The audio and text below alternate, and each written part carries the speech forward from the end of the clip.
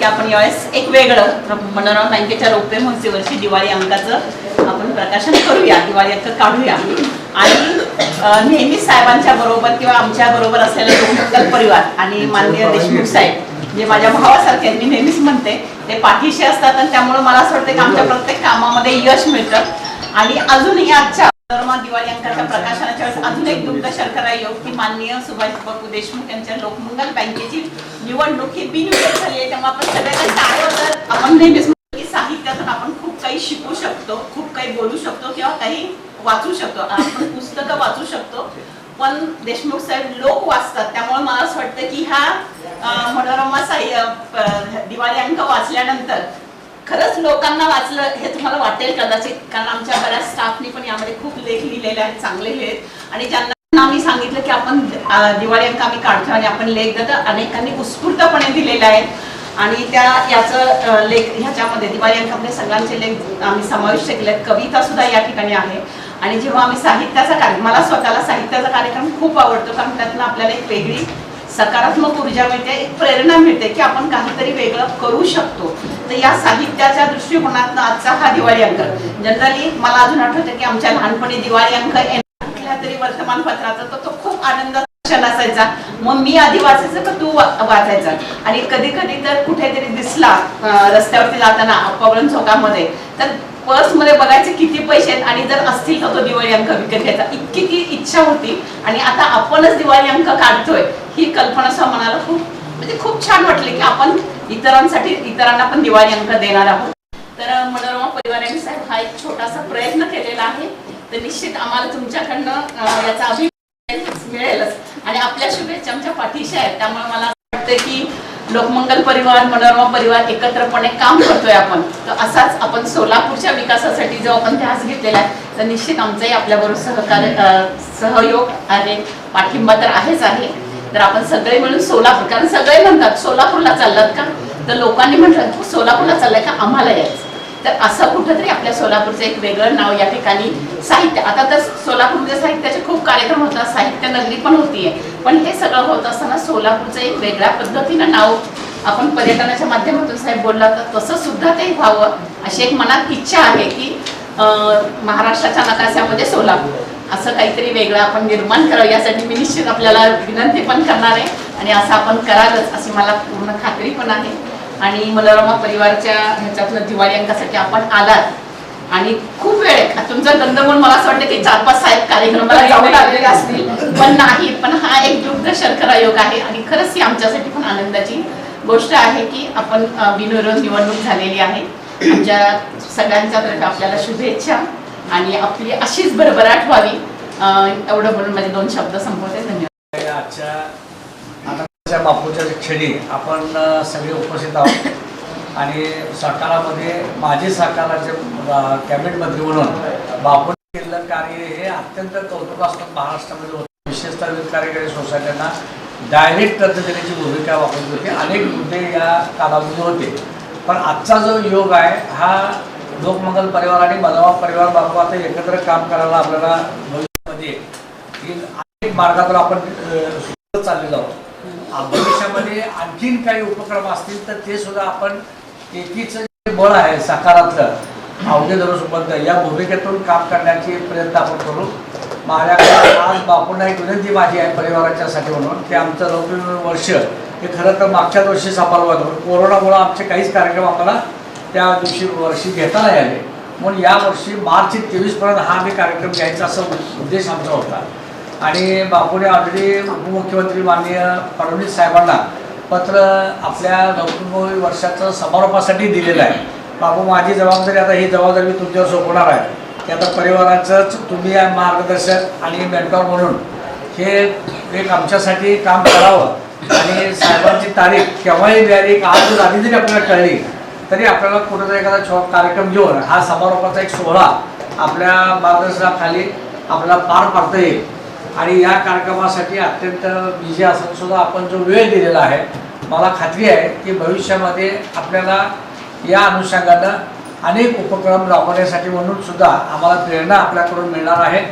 आज पद्माकर कुलकर्णी सुद्धा या मसापाचे पुण्याचे असतात प्रतिनिधी, त्यांना आम्ही आवर्जून का बोलवतो, हे महाराष्ट्रावर त्यांचा दुर्दळ असतो आणि फिरत असतात ते सगळ्या कार्यक्रमाच्या माध्यमातून आणि मग ऑटोमॅटिकली साहित्याच्या चळवळीचा एक मागोवा तुमच्याकडे होतो.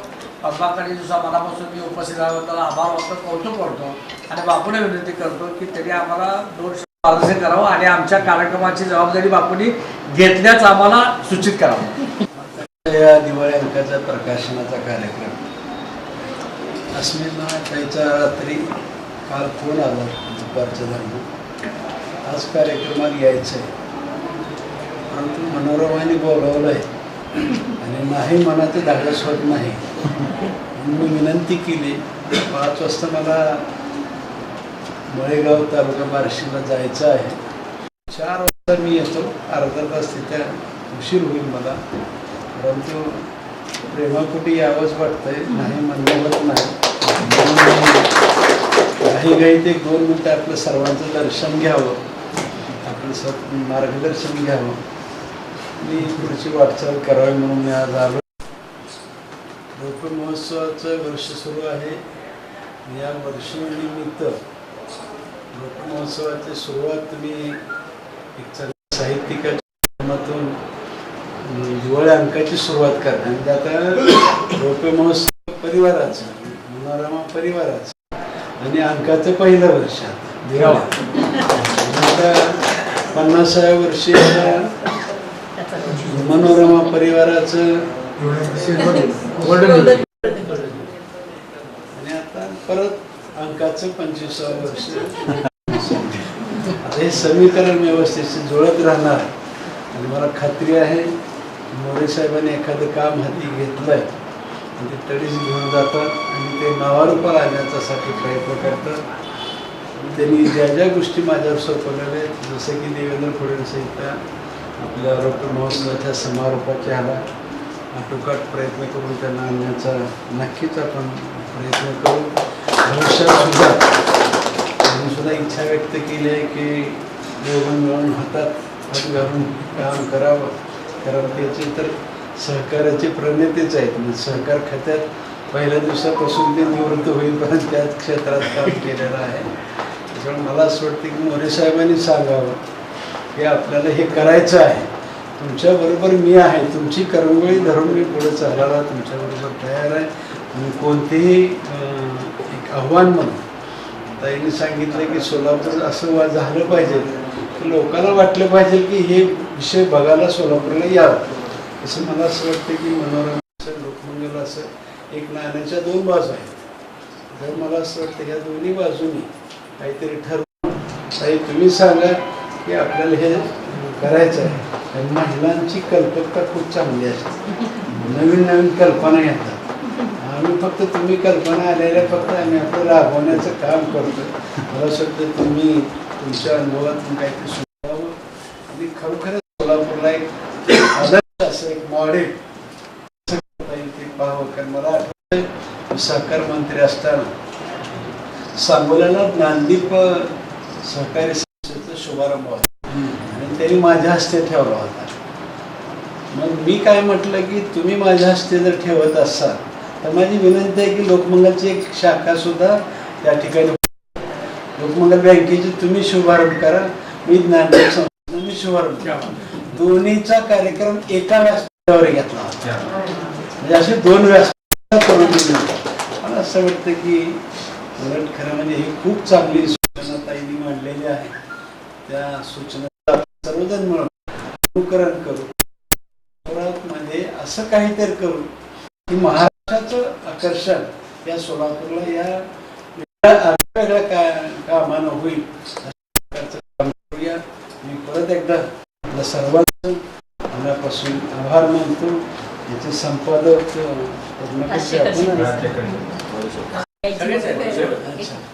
मी खरोखरच या अंकाला खूप खूप शुभेच्छा देतो. 25व्या वर्षी रोपे महोत्सवालाही मला बोलवा. सन्माननीय आमदार बापूजी, मोरे साहेब, अस्मिताताई आणि आपण सगळे, खरं म्हणजे दिवाळी अंक बापूंना काही नवीन नाही आहे. गेली 10-11 वर्ष त्यांचा दिवाळी अंक निघतोच. आणि मोरे आणि देशमुख या दोघांनी सोलापूरमध्ये दिवाळी अंक काढणं म्हणजे खरी म्हणजे सोलापूरसाठी भाग्याची गोष्ट आहे. मला वाटतं की जसा आपला दिवाळी अंक बाजारामध्ये आहे तसा हाही मनोरमाचा दिवाळी अंक इथून पुढे बाजारात येईल अशी अपेक्षा करूयात. यंदा दिवाळी अंकाला 113 वर्ष झालेले आहेत. काशीनाथ रघुनाथ आजगावकर यांनी पहिला दिवाळी अंक मनोरंजनचा काढला 1909ला आणि आज त्याला 113 वर्ष झाले. 498 अंक निघाले. 499 अंक आता महाराष्ट्रामध्ये प्रसिद्ध होतोय. आपण सगळ्यांनी म्हणून शुभेच्छा देऊयात. बापू, आता तुम्ही काही जबाबदारी मनोरमाची थोडीशी स्वीकारलेली आहे त्याबद्दल मी आपले सदस्य आभार मानतो. या कार्यक्रमाला आपण वेळात वेळ काढून आलो त्याबद्दल मनोरमा परिवाराच्या वतीने आपले आभार मानतो आणि आपल्या सगळ्याच कार्याला शुभेच्छा.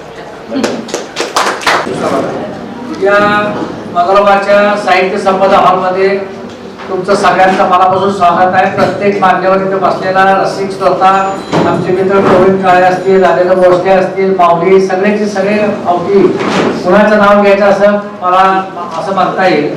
शेकडो हे मान्यवर, अभिरामजी तुमचं सुद्धा इथं स्वागत आहे आणि इथं बसलेल्या सर्व बंधू भगिनी रसिक सगळ्यांचं मनापासून स्वागत करतो. शिवाजीराव, तुम्ही पण आला, सगळ्यांचं मनापासून धन्यवाद. आणि आपण या शुभ कार्यक्रमाची सुरुवात करण्यापूर्वी सारस्वताचे पुजारी आहोत आणि सारस्वताचे पुजारी म्हणून या ठिकाणी सुरुवातीला महाशारदा देवी त्यांची आराधना करण्यासाठी म्हणून मी कवी मारुती कडकर यांना विनंती करणार आहे की त्यांनी आपली एक रचना सादर या ठिकाणी करावी आणि त्यानंतर आपण या कार्यक्रमाचं दीप प्रज्वलन करू आणि दिवाळी अंकाच्या अनुषंगानं आपण प्रकाशन झाल्यानंतर काही मोजके मनोबद्ध होतील आणि ज्यांना नावं द्या. आपण एक फक्त 5 लोकांची कविता घेऊ. बाकी ज्यांचे कविता दिवाळी अंकात आले आणि आपण जे सगळे उपस्थित आहेत जाताना प्रत्येकाने आपला दिवाळी अंक वंदनाताई घेऊन जायचा आहे, न विसरता. मी इथं दिवाळी अंक ठेवण्याची व्यवस्था करतो. प्रत्येकाने एक दिवाळी अंक घेऊन जावा. आणि हा दिवाळी अंक नाही, खरं तर मी तुम्हाला एवढ्यासाठी म्हणून आम्ही ऍक्च्युअली आमचा स्पर्धिका काळाचा निर्णय घेतो. 25 वर्षामध्ये परिवाराची वाटचाल कशी झाली, काय झाली, अनेक गोष्टी आमचा विचार होता, परंतु तेवढा वेळ आमच्याकडे नव्हता. मग आम्ही विचार केला की मनोरमा परिवारानं 25 वर्ष साहित्य शारदेची सेवा केलेली आहे, तर मग या सेवेचा एक कुठेतरी प्रोडक्ट आढावा आपण आपल्या लेखामाध्यम घेऊ. म्हणजे संस्थापक सदाशिवराव मोरे असतील, आमचे एक संस्थापक सदस्य अनिलराव पंदे हे आमचे मूळ संस्थापक सदस्य होते, काही संचालक असतील आणि आता गेल्या अनेक वर्ष आपण जे संचालक सध्या धुरा सांभाळत आहे या सगळ्याच्या थोडक्यात तोटा घेऊ. पण साहित्यिकांचे आपण लेख, कविता आणि वेगळं स्वरूप देण्याचा प्रयत्न आहे. पण एवढं मोठं काम लक्षात आलं की हे काम काही साधं नाही, कारण वाचक रसिकांच्या हातामध्ये जात असताना त्याच्यातल्या प्रत्येक बारकाईने त्याचा वापर केला पाहिजे. सन्माननीय व्यासपीठ व उपस्थित सर्व साहित्य रसिक श्रोते, सखी तू म्हणतेस तेही खरंच आहे, सखी तू म्हणतेस तेही खरंच आहे, कवितेने कधी पोट भरत नाही. सखी तू म्हणतेस तेही खरंच आहे, कवितेने कधी पोट भरत नाही. मी तर असा पाना फुलांचा, मी तर असा पाना फुलांचा जगाच्या व्यथेचा आणि तू तर कष्टाचे डोंगर उपसून डोळ्यात दाटलेला समुद्र पापण्यात लपवणारी, डोळ्यात दाटलेला समुद्र तू तर पापण्यात लपवणारी, पोरांच्या रिकाम्या पोटावर मायेचा हात फिरवणारी, माझ्या जखमावर हळूवार फुंकर घालणारी, पोराच्या पोटावर मायेचा हात फिरवणारी, माझ्या जखमावर हळूवार फुंकर घालणारी. अशा वेळी माझं काळीज गलबुलून येतं, अशा वेळी माझं काळीज गलबुलून येतं. तुझ्या डोळ्यातला समुद्र माझ्या लेखणीतून वाहू लागतो, तुझ्या डोळ्यातला समुद्र माझ्या लेखणीतून वाहू लागतो. कागदावर एक एक शब्द जमा होऊ लागतात, एक नवीन कविता जन्म घेते. तुझ्या पदराचं आभाळ पांघरून आणि उद्याच्या भाकरीचं स्वप्न घेऊन, तेव्हा तू तशी माझी कविता आपल्या काळजात रुतून घेतेस, तेव्हा तू माझी कविता आपल्या काळजात रुतून घेते आणि माझ्या कवितेला आयुष्यभर करुणेचा प्राणवायू पुरवतेस, करुणेचा प्राणवायू पुरवतेस.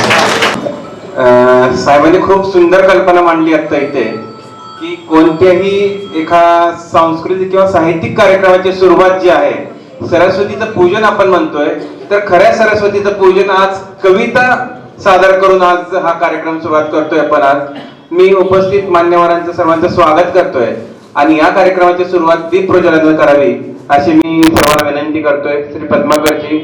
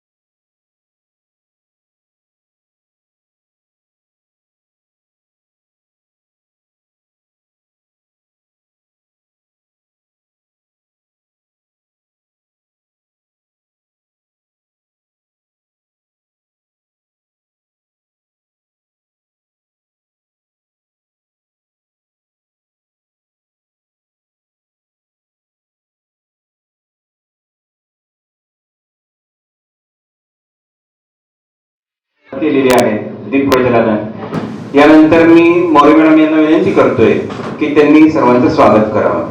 नमस्कार मंडळी, संध्याकाळची वेळ आली आहे आणि नेहमीप्रमाणे या देवी सर्वभूतेषु लक्ष्मी रूपेण संस्थिता नमो तस्मै नमो तस्मै नमो नमः. ह्या सर्व साहित्य रसिकांच्या रूपाने आमच्याकडे लक्ष्मी आलेली आहे. मनोरमा बँकेमध्ये सरस्वती लक्ष्मीची दोन्हींचीही पूजा केली जाते हे आपल्याला सगळ्याला माहीतच आहे. आणि आज मला इथं आनंदाने सांगता यायचं की मनोरमा बँकेत रौप्य महोत्सव वर्ष आहे यावर्षी आणि त्यानिमित्ताने साहेबांच्या मनात आलं की आपण स्मरणिका काढण्यापेक्षा आपण जर दिवाळी अंक काढला तर आपण अनेक लेखकांना याच्यामध्ये घेऊ शकतो, त्यांचे विचार आपण अनेकांपर्यंत पोहोचवू शकतो. आणि साहित्य हे असं आहे की जीवन जगण्याची कला जर शिकायची असेल तर आपल्याला ती साहित्यातून शिकता येते. आपण जेव्हा म्हणतो की फुलं घ्यायची आहेत, आपण जेव्हा फुलं विकत घेतो तर लोक काय म्हणतात की जेव्हा मला 1 रुपया मिळतो तेव्हा मी 50 पैशाची फुलं घेते आणि 50 पैशाचे तांदूळ घेते. तांदूळ याच्यासाठीच की माझे पोट भरण्यासाठी आणि फुलं याच्यासाठीच की जीवन कसं जगायचं हे मला फुलांकडनं शिकता येतं. आणि हे फुलांप्रमाणे जीवन जगायचं कसं, ही कला कशी आहे की आपल्यामुळे दुसऱ्याला आनंद झाला पाहिजे. तर असं जे काही शिकायचं असतं तर ते आपण साहित्यातून शिकू शकतो. आणि मनोरमा दिवाळी अंकाच्या माध्यमातून साहेबांचा हाच प्रयत्न होता की आपण हे सगळं या माध्यमातून करू. आजच्या कार्यक्रमाला आवर्जून उपस्थित असणारे सर्व दिग्गज साहित्यिक, प्रत्येकाची नावं घेतली कारण कार्यक्रमाला खूप उशीर झालाय, पण सगळे दिग्गज साहित्यिक या ठिकाणी आहेत. आणि मला असं वाटतं की ही श्रीमंत माणसं माझ्याकडे म्हणजे मनोरमा परिवारात आहेत, ही सगळ्यात मोठी श्रीमंती आहे. खरं तर दिवाळी अंक आत्ताच्या लोकांना काही वाटत नाही, पण आम्ही जेव्हा लहान होतो तेव्हा दिवाळी अंकाचं खूप क्रेज होते आम्हाला, खूप की कुठला दिवाळी अंक येतो आपण काय त्यातली गोष्ट अगदी सगळ्यांना माहित असेल. स्वराज्य पण होतं, त्याच्यात कथा यायच्या, म्हणजे तो कधी येतो ना आपण ती कथा कधी वाचतो इतकं असायचं. तसंच दिवाळी अंकाचं सुद्धा होतं की दिवाळी अंकातून आपल्याला खूप साऱ्या गोष्टी कळतात, खूप साऱ्या गोष्टी म्हणजे आपण म्हणतो की दिवाळी सण मोठा आनंदाला नाही तोटा, तसंच त्यामध्ये भर घालणारे आहे ते दिवाळी अंक आहे. आणि या दिवाळी अंकाच्या माध्यमातून आपण साहित्याची पूजा करू शकतो, एक सकारात्मकतेची सृजनशीलतेची पूजा करू शकतो आणि जे चांगले विचार आहेत ते आपण इतरांपर्यंत पोहोचावे हा साहेबांचा हेतू आहे. साहेब कविता करतात, त्या माध्यमातून सगळेजण, काल पण आम्ही एका साहित्याच्या कार्यक्रमाला गेलो तिथेही हेच झालं. आणि साहित्य हा समाजाचा जेव्हा आरसा आहे तेव्हा साहित्यिक मंडळींचे विचार हे निश्चित आपल्याला प्रेरणादायी ठरतात. आणि आपण काय करू शकतो हा जर विचार केला तर आपल्याला साहित्य शिकवतं. म्हणजे पुस्तकं वाचता वाचता माणसं सुद्धा वाचता येतात आणि माणसं वाचता वाचता आपलं आयुष्य सुद्धा तेवढंच समृद्ध होतं, कारण ते त्यांचे अनुभव सुद्धा आपल्याला काहीतरी एक वेगळी प्रेरणा देऊन जाते. आज मनोरमा दिवाळी अंकामध्ये खूप साहित्यिकांचे लेख आहेत आणि त्यांच्या लेखामुळे आमच्या मनोरमा पहिला प्रथम दिवाळी अंकाची उंची वाढली असं मला मनापासून वाटतं. त्यामुळे मी सर्व साहित्यिकांचं या ठिकाणी जाहीर अभिनंदन करते आणि असंच प्रेम मनोरमा परिवार करा. आपला हा पहिला अंक आहे आणि पहिला अंकाच्या माध्यमातून सुद्धा आम्ही तुमच्यापर्यंत पोहोचण्याचा खूप प्रयत्न केलेला आहे. आणि मनोरमा बँकेचे जे 25 वर्ष पूर्ण झालेले आहेत तर त्याच्यामध्ये मला असं सांगायचं वाटतं की मनोरमा परिवाराची वाटचाल ही 2000 कोटीकडे चाललेली आहे. आणि याच्यामध्ये या सर्व साहित्याचा सुद्धा निश्चित विचार केला जातो, कारण आपण साहित्य संमेलन सुद्धा आयोजित करतो. साहित्य पुरस्कार यावर्षी 25 डिसेंबरच्या 1 जानेवारी 2023 ला आपण देणार आहोत. काही कारणास्तव आपण तारीख ती पुढे ढकललेली आहे, पण त्या कार्यक्रमाला आवर्जून यायचंच आहे. कारण साहित्याचे पुरस्कार देता देता त्यांचं साहित्य तुमच्यापर्यंत पोहोचावं, त्यांच्या छान छान कविता तुमच्यापर्यंत पोहोचावे, चांगले विचार पोहोचावे. हा एक विचार साहेबांच्या मनात आला, सर्व संचालक मंडळींच्या डोक्यात विचार आला आणि त्याचं प्रकट रूप म्हणजे आजचं मनोरमा पहिला दिवाळी अंक आहे आणि त्याचं निश्चित आपण सर्वजण स्वागत कराल अशी मला या ठिकाणी निश्चित खात्री वाटते. आणि आपण त्याचा अभिप्राय तर तुम्ही देणारच आहात असं मला वाटतंय, पण तुमच्या सगळ्यांच्या आनंदात अजून थोडासा आनंदाच्या उंजळी वाटण्याचं काम मनोरमा नेहमीच करत असते, तर तो हा दिवाळी अंकाच्या निमित्ताने झाला असं मला वाटतंय.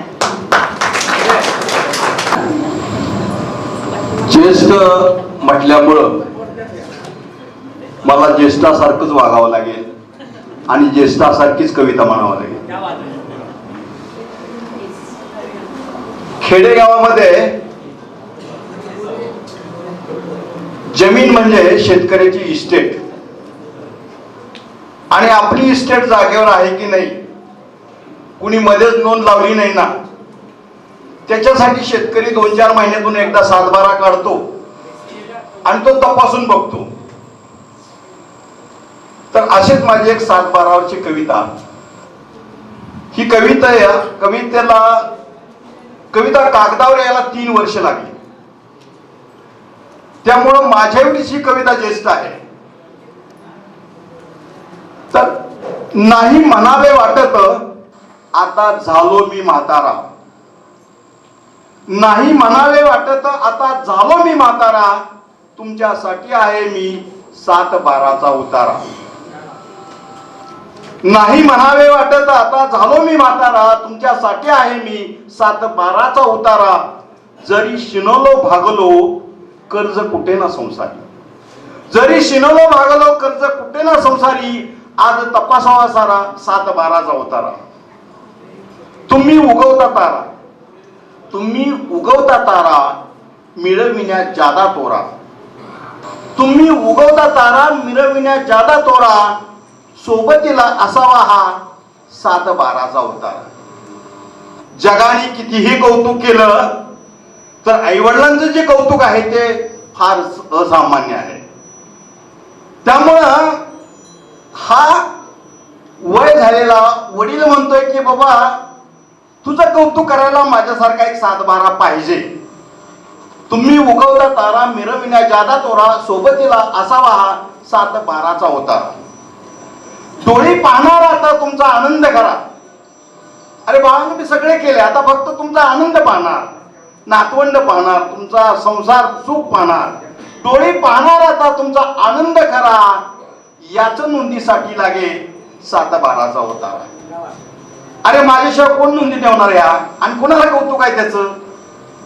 आपल्या नातवाचं कौतुक आपल्यालाच, आपल्या मुलांचं कौतुक आपल्यालाच. नका टाकू आता बोजा, नका टाकू आता बोजा, नाही पूर्वीचा दरारा, ठेवा याला कोरा 7-12 उतारा.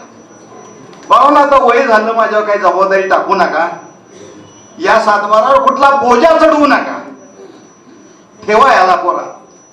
खेडेगावामध्ये हे शेवटचं जे कडवं आहे ते मुलांना असं बसवतो, वडिलांना एका बाजूला, आणि शेवटचं कडवं त्यांना समजावून सांगतो. या कवितेतून समजेल तेवढं समजेल, तर मी शेवटचं कडवं समजावून सांगतो की स्वार्थ थोडासा आवरा, स्वार्थ थोडासा आवरा, तुम्ही स्मरा खरा खुरा 7-12 उतारा, खरा खुरा 7-12 उतारा. बाळांनो मी वरती गेल्यानंतर जमिनीसाठी, पैशासाठी, बांधासाठी भांडत बसू नका. खरा 7-12 वरती गेला त्याचं स्मरण करा, तुमच्यामध्ये भांडण सुद्धा होणार नाही. नमस्कार. धन्यवाद सर. आपण जो मनोरमाचा दिवाळी अंक यावर्षी काढतोय पहिला, तर यावर्षी ह्या दिवाळी अंक लेख गोळा करणे, सर्वांच्या कविता गोळा करणे, त्या DTP करणे आणि प्रिंटिंगला प्रेसला देणे, हे सर्व काम जे आहे ते फक्त 15 दिवसामध्ये झालं. परंतु डेफिनेटली ह्याच्या पुढच्या वर्षी मात्र आपण दिवाळी अंकाचं काम 3 महिने अगोदर चालू करून यापेक्षा सरस अंक आपण काढायचा प्रयत्न करूयात. या दिवाळी अंकामध्ये आपल्या ज्या कवी यानंतर श्री कल्याणजी शिंदे सर यांचा सत्कार सोरोशी साहेबांनी करावा अशी मी विनंती करेन. यानंतर श्री अरविंद जोशी सर इथे उपस्थित झाले, त्यांचा देखील सत्कार मोरे साहेबांनी करावा अशी मी विनंती करेन. मोरे मॅडमला विनंती करेन की वडकमाळकर मॅडमचा सत्कार मोरे मॅडमनी करावा. काय करा हे घेऊन जा परत स्टेजवर पण फोटो निघत नाही ते परत पॅक करून देतो सर.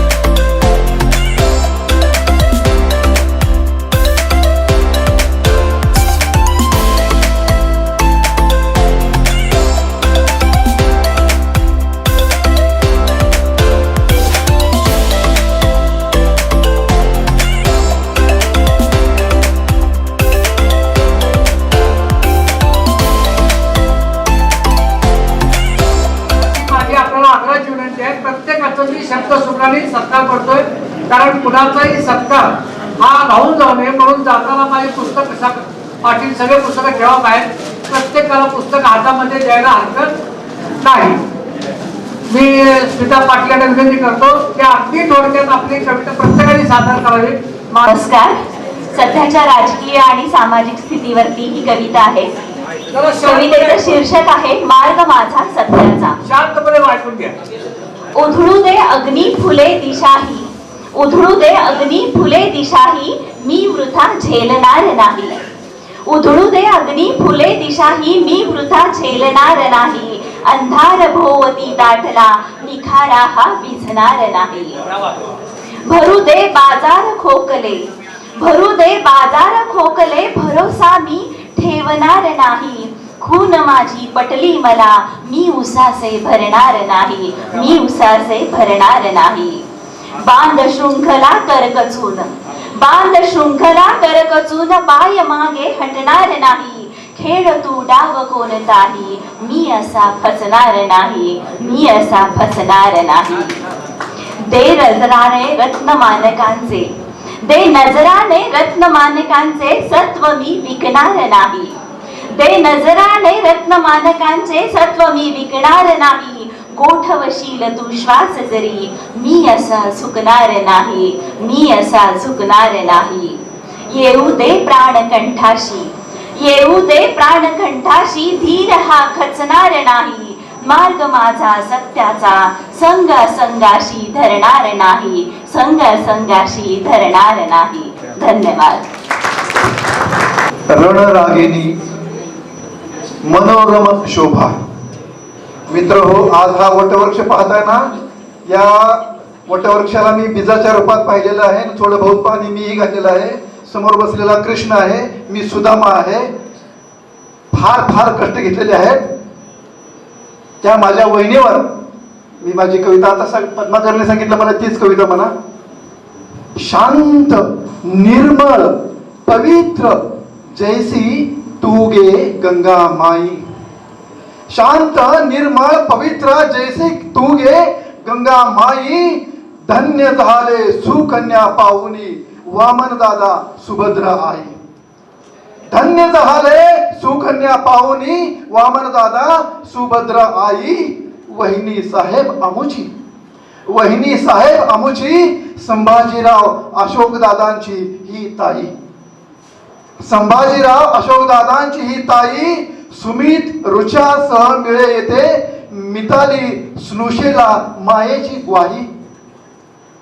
सुमित रुचासह मिळे येथे मिताली स्नुषेला मायेची ग्वाही. स्वर्गीय दाजींची सून शोभत असे श्रीकांतांची अर्धांगिनी संसाराचा ही भारवाही. स्वर्गीय दाजींची सून शोभत असे श्रीकांतांची अर्धांगिनी संसाराचा भारवाही. आज दाजींचं नाव घेतलं तरी माझा वडिलापेक्षा जास्त मला त्यांनी माय दिलेली आहे. अहिल्या जिजाऊ सावित्रीचा रुजविण्या महिलांमध्ये विचार. अहिल्या जिजाऊ सावित्रीचा रुजविण्या महिलांमध्ये विचार. लढते ही रणरागिणी जणू छत्रपतींची तलवार. लढते ही रणरागिणी जणू छत्रपतींची तलवार. नेतृत्व दातृत्व कर्तृत्व शालीनतेची सुसंस्कारित मूर्ती. शंकर पार्वतीची ही जोडी, शंकर पार्वतीची ही जोडी सोलापूर मातीची वाढविते कीर्ती. सोलापुरी मातीची वाढविते कीर्ती. सांस्कृतिक साहित्य अर्थक्षेत्रात मनोरमाला पुढे पुढे नेई. श्री सिद्धरामाच्या मांडवातील वेल सुगंधी ही पुष्पजाई. पुष्पजाई चेहऱ्यावरील हास्य नजरेत विलसते. सकळ जनांसाठी ममता, सकल जनांसाठी ममता. अस्वस्थ शिवारातील पाझरलेली भावसुमनांची ही तर चालती बोलती कविता. अस्वस्थ शिवारातील पाझरलेली भावसुमनांची ही तर चालती बोलती कविता. मज पामरासी काय मोठेपण म्हणे जागविते संत विचार ही समाज माता. ह्या जी माझ्या भावना आहेत, मी वहिनीला फार लहानपणापासून पाहत आलेलो आहे. आईच्या रूपातून मी पाहत आलेलो आहे. म्हणून म्हणलं काय बोलण्यासारखा मनोरमाच्या बीजामध्ये मी हे उगवलेलं आहे. कारुण्यमयी कारुण्यमयी वहिनींच्या दीर्घायुष्यासाठी, कारुण्यमयी माझ्या या वहिनींच्या दीर्घायुष्यासाठी कवी देवेंद्र टेकवी जगन्नियंत्यासमोर नम्रपणे माथा. ऐसी ही माझी वहिनी समाज माता. ऐसी ही वहिनी माझी समाज माता. धन्यवाद. आदरणीय व्यासपीठ, रसिक श्रोते हो, बंधू भगिनी, मनोरमा परिवाराच्या म्हणजे आईसाहेबांच्या या कार्यक्रमासाठी आईवर लिहिलेली कविता. आभाळ आणि सावली. आभाळ आणि सावली. आई या जगाचा निरोप घेताना, आई या जगाचा निरोप घेतानाची तुझी भिजलेली पापणी, तुझी भिजलेली पापणी. आई या जगाचा निरोप घेतानाची तुझी भिजलेली पापणी. गालावर ओघळलेले अश्रू, गालावर ओघळलेले अश्रू. गुलाब पाकळ्यांसारख्या ओठांना अश्रूंनी केलेला अलगद असा स्पर्श. गुलाब पाकळ्यांसारख्या ओठांना अश्रूंनी केलेला अलगद असा स्पर्श मला अजूनही आठवतोय. मला अजूनही आठवतोय तो निरोपाचा क्षण. मला अजूनही आठवतोय तो निरोपाचा क्षण. वाटलं होतं तुझी सावली अक्षय राहील, वाटलं होतं तुझी सावली अक्षय राहील. पण हलक्या वाऱ्यानं स्पर्शून जावं इतकी अनभिज्ञ होऊन तू शांत, पण हलक्या वाऱ्यानं स्पर्शून जावं इतकी अनभिज्ञ होऊन तू शांत झालीस. तुझ्या मायेचं आभाळ, तुझ्या मायेचं आभाळ क्षणातच नितळलं, तुझ्या मायेचं आभाळ क्षणातच नितळलं. दिसेल असं झालं. सारं जगही तेव्हाच परकं वाचलं, सारं जगही तेव्हाच परकं वाचलं. तेव्हा मात्र साऱ्यांनाच कळून चुकलं की आम्ही मृगजळामागेच धावलो. तेव्हा मात्र कळून चुकलं साऱ्यांनाच की आम्ही मृगजळामागेच धावलो. कस्तुरीला सोडून, कस्तुरीला सोडून. आई, तू एक वटवृक्ष होतीस, तू एक वटवृक्ष होतीस. सर्वांना सावली वाटत सुटली, सर्वांना सावली वाटत सुटलीस. आम्ही मात्र छायापुरतेच थांबलो, आम्ही मात्र छायापुरतेच थांबलो. एखाद्या रेल्वे स्टेशनवरील स्टेशनावर थोडा वेळ थांबावं अगदी असं, एखाद्या रेल्वे स्टेशनावरील स्टेशनावर थोडा वेळ थांबावं अगदी असं. आता आता एक आभाळ संपलं, आता एक आभाळ संपलं. एक सावलीही संपली, एक सावलीही संपली. आई, तुझ्या विना सारच सुन सुन रित रित, सुन सुन रित रित. मी रामप्रभू माने, सर्वांना माझा नमस्कार. जय महाराष्ट्र. मी गजल घेतो, प्रेमावरती गजल घेतो. मी पहिल्यांदाच म्हणालो तसं काय कार्यक्रमात. गोराचा रंग मग, गोराचा रंग मग पावडर लावतीस तू. गोराचा रंग मग का पावडर लावलीस तू. जावे जळून तितके सौंदर्य दावलीस तू. थोडेच प्रेम, थोडेच प्रेम आधी झाले प्रगल्भ, आता करता प्रपोज तुझला 9-7 पावलीस तू. गोराचा रंग मग का पावडर लावलीस तू. जावे जळून कितके सौंदर्य दावलीस तू. नजरास नजर जराशी उघडून झोप गेली, नजरास नजर जराशी उडून झोप गेली. शाळेत यार तेव्हा नजरेस घावलीस तू. नजरास नजर जराशी उडून झोप गेली.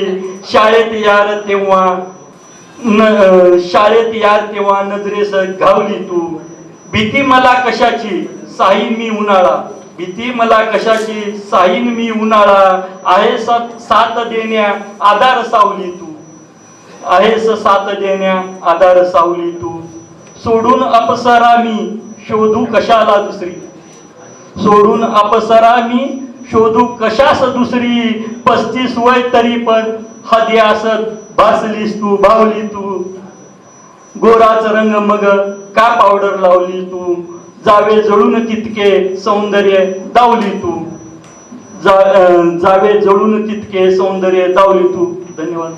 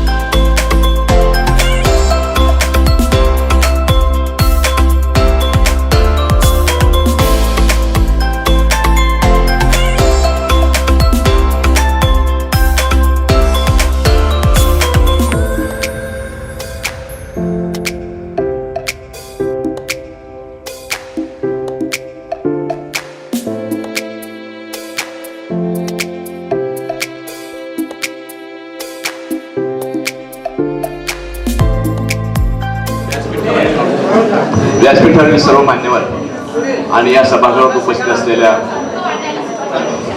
सर्व बंधू भगिनी, एक मिनिट सगळ्यांना ऐकून घ्या जरा, कृपया आपापसात चर्चा नको. अचानकपणे मला आज इथे भाषण करायला लावलेलं आहे. येताना सुरोसे म्हणतो ते कविता सादर करा म्हणून. मी कवी नाही आहे, माझं कवीशी फार वाकडं आहे. मागे सोलापूरला विभागीय साहित्य संमेलन झालं, त्यावेळेस दत्ता हालसगीकर त्याचे अध्यक्ष होते आणि त्यांनी बैठकीला पत्रकार म्हणून मला बोलवलं. ते म्हणले असं असं आपण एक विभागीय साहित्य संमेलन इथे घेतोय, त्याबद्दल तुमची काही विशेष सूचना आहे का? मतलब माझी एक सूचना आहे, या संमेलनामध्ये कवी संमेलन होणार नाही जाहीर करा. ते म्हणले असं कसं काय, हे काय शक्य आहे का? म्हणजे तुम्ही साहित्य संमेलनातून कथाकथन बाद केलंय की नाही? कथाकथन कंपल्सरी आहे का? कुठं होतच नाही कथाकथन आता. मग कवी संमेलन कशाला पाहिजे? एक कवी संमेलन कमी करा. आणि कवी मंडळी हँडल करायला फार अवघड असतात. म्हणजे आम्ही जे साहित्य संमेलन घेतलं होतं, अस्मिताताई हसतायत कारण त्यांना आठवण झाली त्या गोष्टीची. 17 वर्षापूर्वीची ती घटना आहे. आणि साहित्य संमेलनामध्ये आता ह्या सगळ्या कवींना कोण हँडल करायचा असा प्रश्न आला होता. कारण 3 कवी संमेलन होते, व्यासपीठ क्रमांक 1, व्यासपीठ क्रमांक 2 आणि कवी कट्टा. आणि म्हणलं ही सगळी जबाबदारी अस्मिता गायकवाड यांच्यावर सोपवली आणि त्यांनी सगळ्या कवीला छान हँडल केलं. तर कवीला हँडल करणं थोडंसं अवघड असतंय. कारण मी हालसगीकरांना म्हणलं की तुमचं कसं आहे की जे न देखे रवी ते देखे कवी असं म्हणतात, ते सगळ्याला माहित आहे. परंतु आमचं पत्रकाराची गोष्ट कशी, आम्ही तुमच्यासारखं काही बोलू शकत नाही, लिहू शकत नाही. एका कवी संमेलनामध्ये चंद्रभूषण कुलश्रेष्ठ होते आणि आमच्या तरुण भारतच्या कार्यालयातच चाललं होता. मी मला कुलश्रेष्ठांनी कविता म्हणली की महात्मा गांधींचा पुतळा एक दिवस खाली उतरला आणि चालायला लागला. फार त्यांची सुप्रसिद्ध कविता होती ती. मी म्हणले उद्या जर मी तरुण भारतने अशी बातमी छापली की महात्मा गांधींचा पुतळा खाली उतरला आणि चालायला लागला, तर मला पोलिसांची नोटीस येईल, तुम्ही ह्याचा पुरावा सादर करा म्हणून. पण कवीला पुरावा सादर करावा लागत नाही. डोळ्यातल्या अश्रूंनी सुद्धा कविता लिहितात. यांच्या आता कटक धोंडी डोळ्यातल्या अश्रूंचा पूर. ठीक आहे, पण एक गोष्ट आहे की कवी फार चांगला असतो, कारण तो मी 1 तास भाषण करून जे सांगणार आहे ते कवी 4 ओळीमध्ये सांगू शकतो. आणि ती परमेश्वराची देणगी आहे. आणि सर मला कवीविषयी तुम्हाला मी बोलून फार राग मानू नका. तर सगळे कवी माझे मित्रच आहेत, पण मी कवीचा एवढा कट्टर शत्रू त्यांना माहित नाही. मात्र आज दिवाळी अंक जो निघालेला आहे तो फार छान निघालेला आहे. आणि जसं अजय मोरेने सांगितले की आम्ही 3 महिने अक्षरशः दिवाळीच्या सुरुवातीलाच ठरवलं की दिवाळी अंक काढायचा. परंतु तुमच्या आता लक्षात येईल की दिवाळी अंकाची तयारी जून मध्ये सुरू झालेली असते. मे मध्ये पत्र रवाना होतात की दिवाळी अंक आम्ही असं काढणार आहे म्हणून. सगळ्या कवींना माहिती आहे.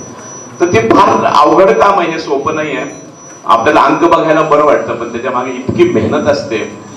ते सगळे आणि ते लिहिणारे लोक आहेत ना, ते तुम्ही जून मध्ये पत्र पाठवा, ते सप्टेंबर मध्येच पाठवतात लेख त्यांचा. आणि सगळ्यांची घाई एकच होते. आणि मग ते सगळं कंपोज करणं, सगळ्यात महत्वाचं काम म्हणजे प्रूफ रिडिंग करणं. नंतर काय कंपोजिटर म्हणजे काय, शब्दसृष्टीचा परमेश्वरच असतो, तो शब्दातून काय काय करायला सांगता येत नाही. तर ते सगळं सांभाळावं लागतं. आणि एवढं करून सुद्धा कुणाची कविता टाकायची राहिली, कुणाचा लेखच राहिला, कुणाचा अर्धवटच राहिला, ह्या सगळ्या तक्रारीतून जावं लागतं. हे प्रोडक्शन करणं हे एक संपादक म्हणून मला माहिती किती अवघड आहे ते. पण तरी मनोरमा समूहाने हे धाडस केलेलं आहे. पुढच्या वर्षी आपण अपेक्षा करूया की मी ह्याच्यापेक्षा चांगला अंक असं म्हणणार नाही, कारण हाच अंक चांगला आहे, फक्त तो वेळेवर पुढच्या वर्षी येईल असं शुभेच्छा मी देतो. आणि तुम्ही एक चांगलं पाऊल टाकल्याबद्दल अभिनंदन करतो. माझे 4 शब्द थांबवतो. धन्यवाद. नमस्कार. आदरणीय व्यासपीठ, आदरणीय श्रीकांत मोरे साहेब, शोभाताई, सर्व माझा मनोरमा परिवार आणि तुम्ही उपस्थित मनोरमा परिवाराचे सर्व हितचिंतक. दिवाळी अंक फारच सुंदर झालेला आहे आणि आत्ताच बघितला की त्यातले लेख सुद्धा अतिशय चांगले आहेत, दर्जेदार आहेत. मनोरमाचं हे रौप्य महोत्सवी वर्ष आहे. आत्ताच अरविंद जोशींनी सांगितलं की कवीचं आणि त्यांचं जरा वाकडं आहे, पण माझं आणि कवीचं फार सरळ नातं आहे, कारण मी सुरुवातीची कवयित्रीच आहे. नुकतंच माझं एक पुस्तक पूर्ण झालेलं आहे, ते पुढच्या महिन्यात प्रकाशित होईल, रत्नजडित ओळी. आणि त्याच्यामध्ये मी नेमकं हेच सांगितलेलं आहे की कवीमध्ये केवढं सामर्थ्य असतं.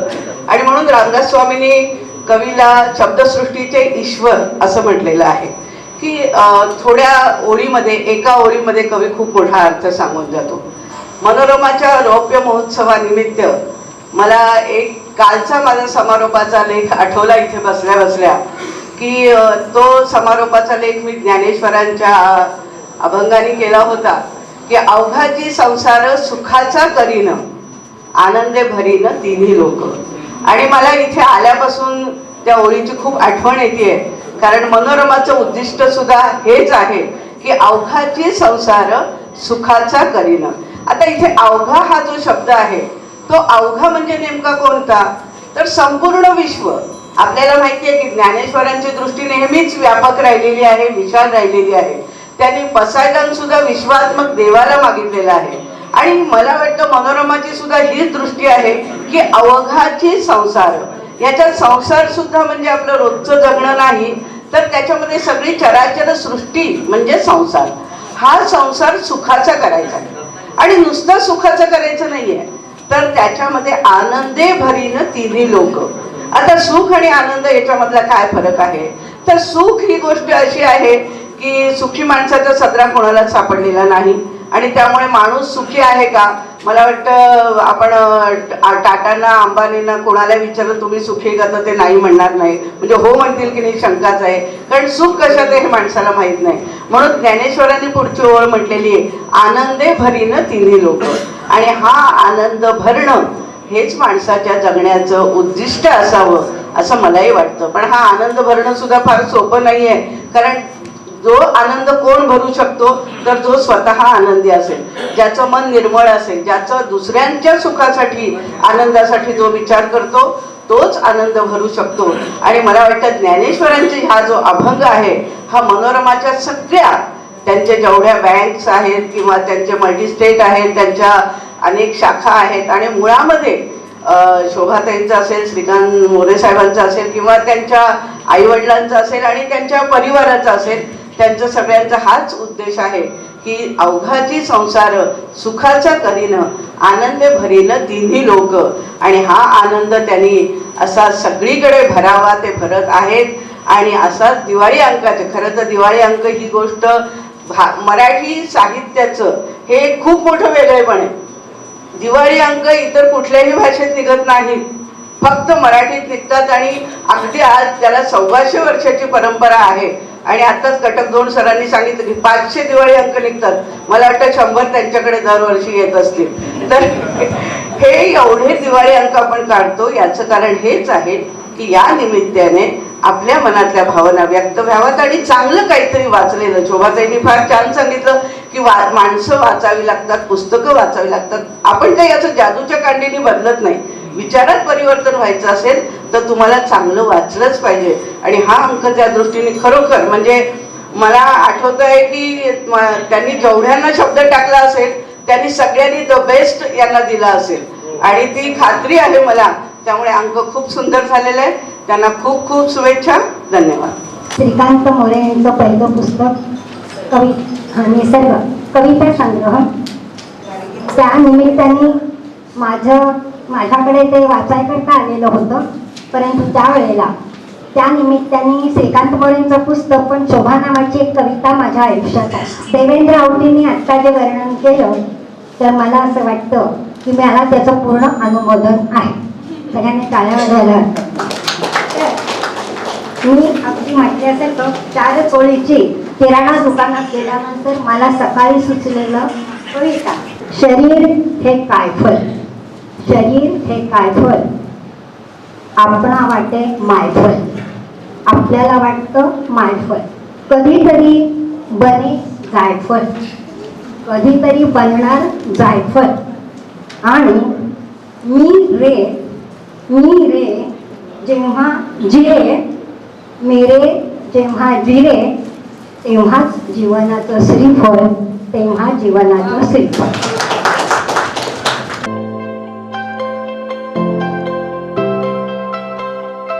साहेबांच्या साक्षीनं जाहीर करतो आता.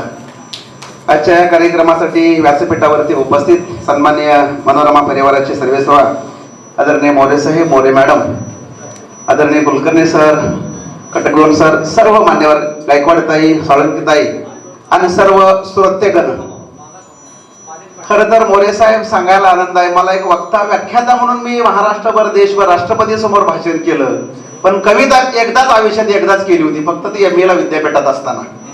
आणि मग पहिल्यांदा कवीने एका जाहीर सांगितलं की ते ज्येष्ठ कवी आहेत आणि आता मी ज्येष्ठ नसल्यामुळे त्या मर्यादा मला नाहीत.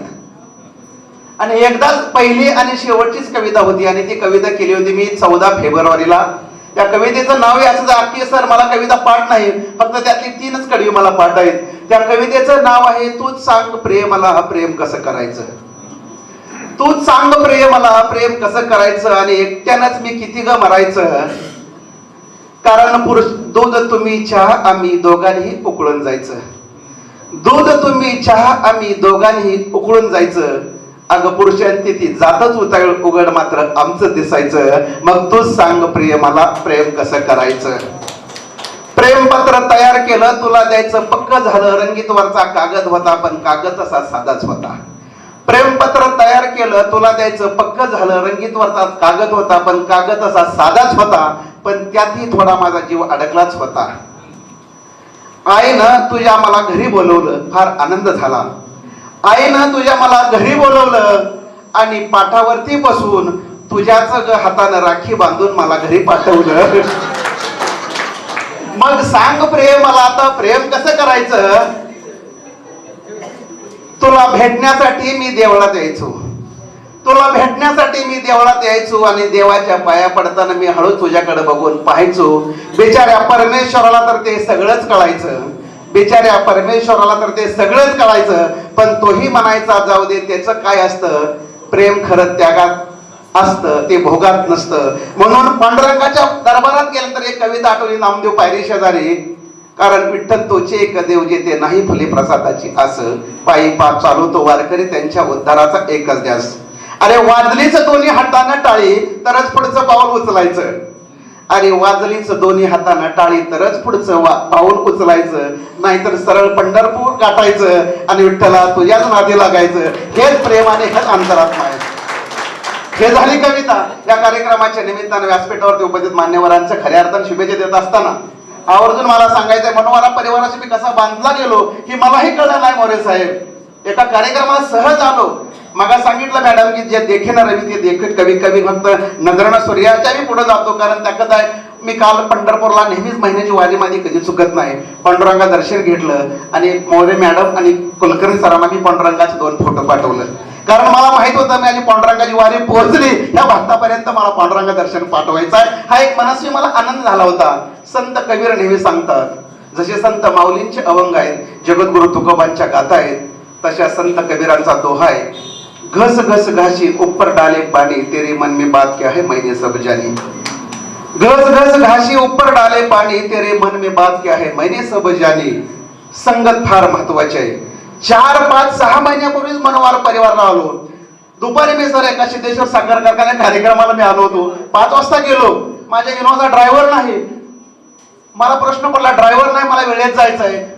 मोरे साहेब मोरे मॅडम आणि सगळ्या मान्यवरांना सांगायला आनंद आहे माझा भाऊ या कार्यक्रमाला आलाय. मला ड्रायव्हर कुठं नाही म्हणलं. त्याला म्हणलं ड्रायव्हर कुठे गेला. त्यानं सांगितलं आज ड्रायव्हर मी आहे कारण मला मनोरा परिवाराचा कार्यक्रम ऐकायचा आहे. मी स्वतः येणार आहे तुझ्यासोबत. हा गणेश माझा भाऊ आला. मला एक सांगायचं आहे घस घस घासी ऊपर डाले पानी तेरे मन में बात क्या है मैंने सब जानी. संत कबीरांचा दोहा तळ्या काठावरती एक बगळा बसलेला. त्या काठावरती तो चोचीत बसेल तेवढं पाणी घ्यायचा. त्या दगडावरती टाकायचा चोच घासायचा आणि त्याच काठावरती झाडाखाली एक साधू ऋषी तो सगळं पाहत होता आणि त्याच्या तोंडातून एक सहज दोहा बाहेर पडला. कुलकर्णी सर घस घस घासी ऊपर डाले पानी तेरे मन में बात क्या है मैंने सब जानी. हा पुन्हा पुन्हा पुन्हा पुन्हा गुणगुणत असताना त्याच नगरीतला राजा घोड्यावरती स्वार होऊन नगरीला फेरफटका मारत असताना तो ऋषी म्हणतोय घस घस घासी ऊपर डाले पानी तेरे मन में बात क्या है मैंने सब जानी. त्यानं ऐकलंच. आपण कविता पाठ करत नाही कविता ऐकतो आणि ऐकून पाठ होतं. त्याच्या लक्षात आलं तो पाठच झाला कालचा दोहा. आणि नेमकं काय झालं तो राजाचा तो विरोधक आहे ना दुसरा त्यांनी सांगितलं दुसऱ्या दिवशी दाढी करायला गेल्यानंतर त्या नाभिकाला की दाढी करायला जायचं आणि दाढी करताना काय करायचं, त्या राजाचं नरडच कापायचं म्हणला. आणि नरड कापलं की आम्ही तुझ्या गादीवरती राजा होणार आणि अर्ध राज्य आम्ही तुला देणार असं सांगितलं त्या दाढी करणारला, खऱ्या त्या कलाकारला. त्याला प्रश्न पडला, इतके दिवस म्हणला मी दाढी करतोय, कटिंग करतोय, एवढं पैसे कधी, अर्ध राज्यच मला, कारण मन वडाळ वडाळ उभ्या पिकातील ढोरा, अनेक प्रश्न त्याच्या मनात आले. गेला त्यानं दाढीला पाणी लावलं, कार्यक्रम सुरू केला, त्या दुपटीतला दगड काढला, दगडावरती पाणी टाकलं आणि ती घासायला लागला. इतक्यात त्या राजाच्या कालचा दोहा आठवला, त्या ऋषीनं म्हणलेला त्या झाडाखाली बसून. त्याला माहित नाही हा माझा नरड कापणारा वगैरे, पण हा सगळा प्रकार पाहिला. तो न्हाव्या आलेला आहे, पाणी घेतोय, दगडावरती घासतोय, वस्ताला काळी करतोय, पाणी पुन्हा टाकतोय आणि राजा सहज बोलून गेला हा पाहिलेला प्रकार पाहून. अरे घस घस घाशी ऊपर डाले पाणी, घस घस घाशी ऊपर डाले पाणी, आणि तेरे मन में बात क्या है मैंने सब जानी म्हणला. असं पुन्हा पुन्हा पुन्हा म्हणलं. ह्याला वाटलं भांड फुटलंच काय, त्यानं ते पिशवी दिली फेकून. महाराज पाया पडतो म्हणला, यात माझा काही संबंध नाही, त्यांनी मला सांगितलं म्हणून. राजा म्हणला कोणी सांगितलं, काय सांगितलं, मला काहीच कळत नाही. मला नाही असंच आहे, मला माफच करा, पुन्हा चूक होणार नाही असले नगरीत. मग त्यानं खरा वृत्तांत सांगितला. संत कबीर सांगतात, घस घस घाशी ऊपर डाले पाणी, तेरे मन में बात काहे मैंने सब जानी. संतांचा दोहा कानावर पडला तर मरण पुढे गेलं, आणि मनोवरा परिवाराच्या जर संगतीत आलो तर जीवनाचं सोनं व्हायला वेळ लागत नाही. अशा प्रकारचा हा विश्वास आहे. कारण वेळेची मर्यादा आहे, 2च मिनिटं बोलायचं, आणि मी पुन्हा जास्त बोललो तर मला पुन्हा माहिती देणार ना, त्याची मला भीती आहे. पण एवढं सांगत असताना मला एक सांगायचं आहे, जो जे वांछिल तो ते लाहो प्राण्याच्या वर, पसायदानातला कडवा आहे.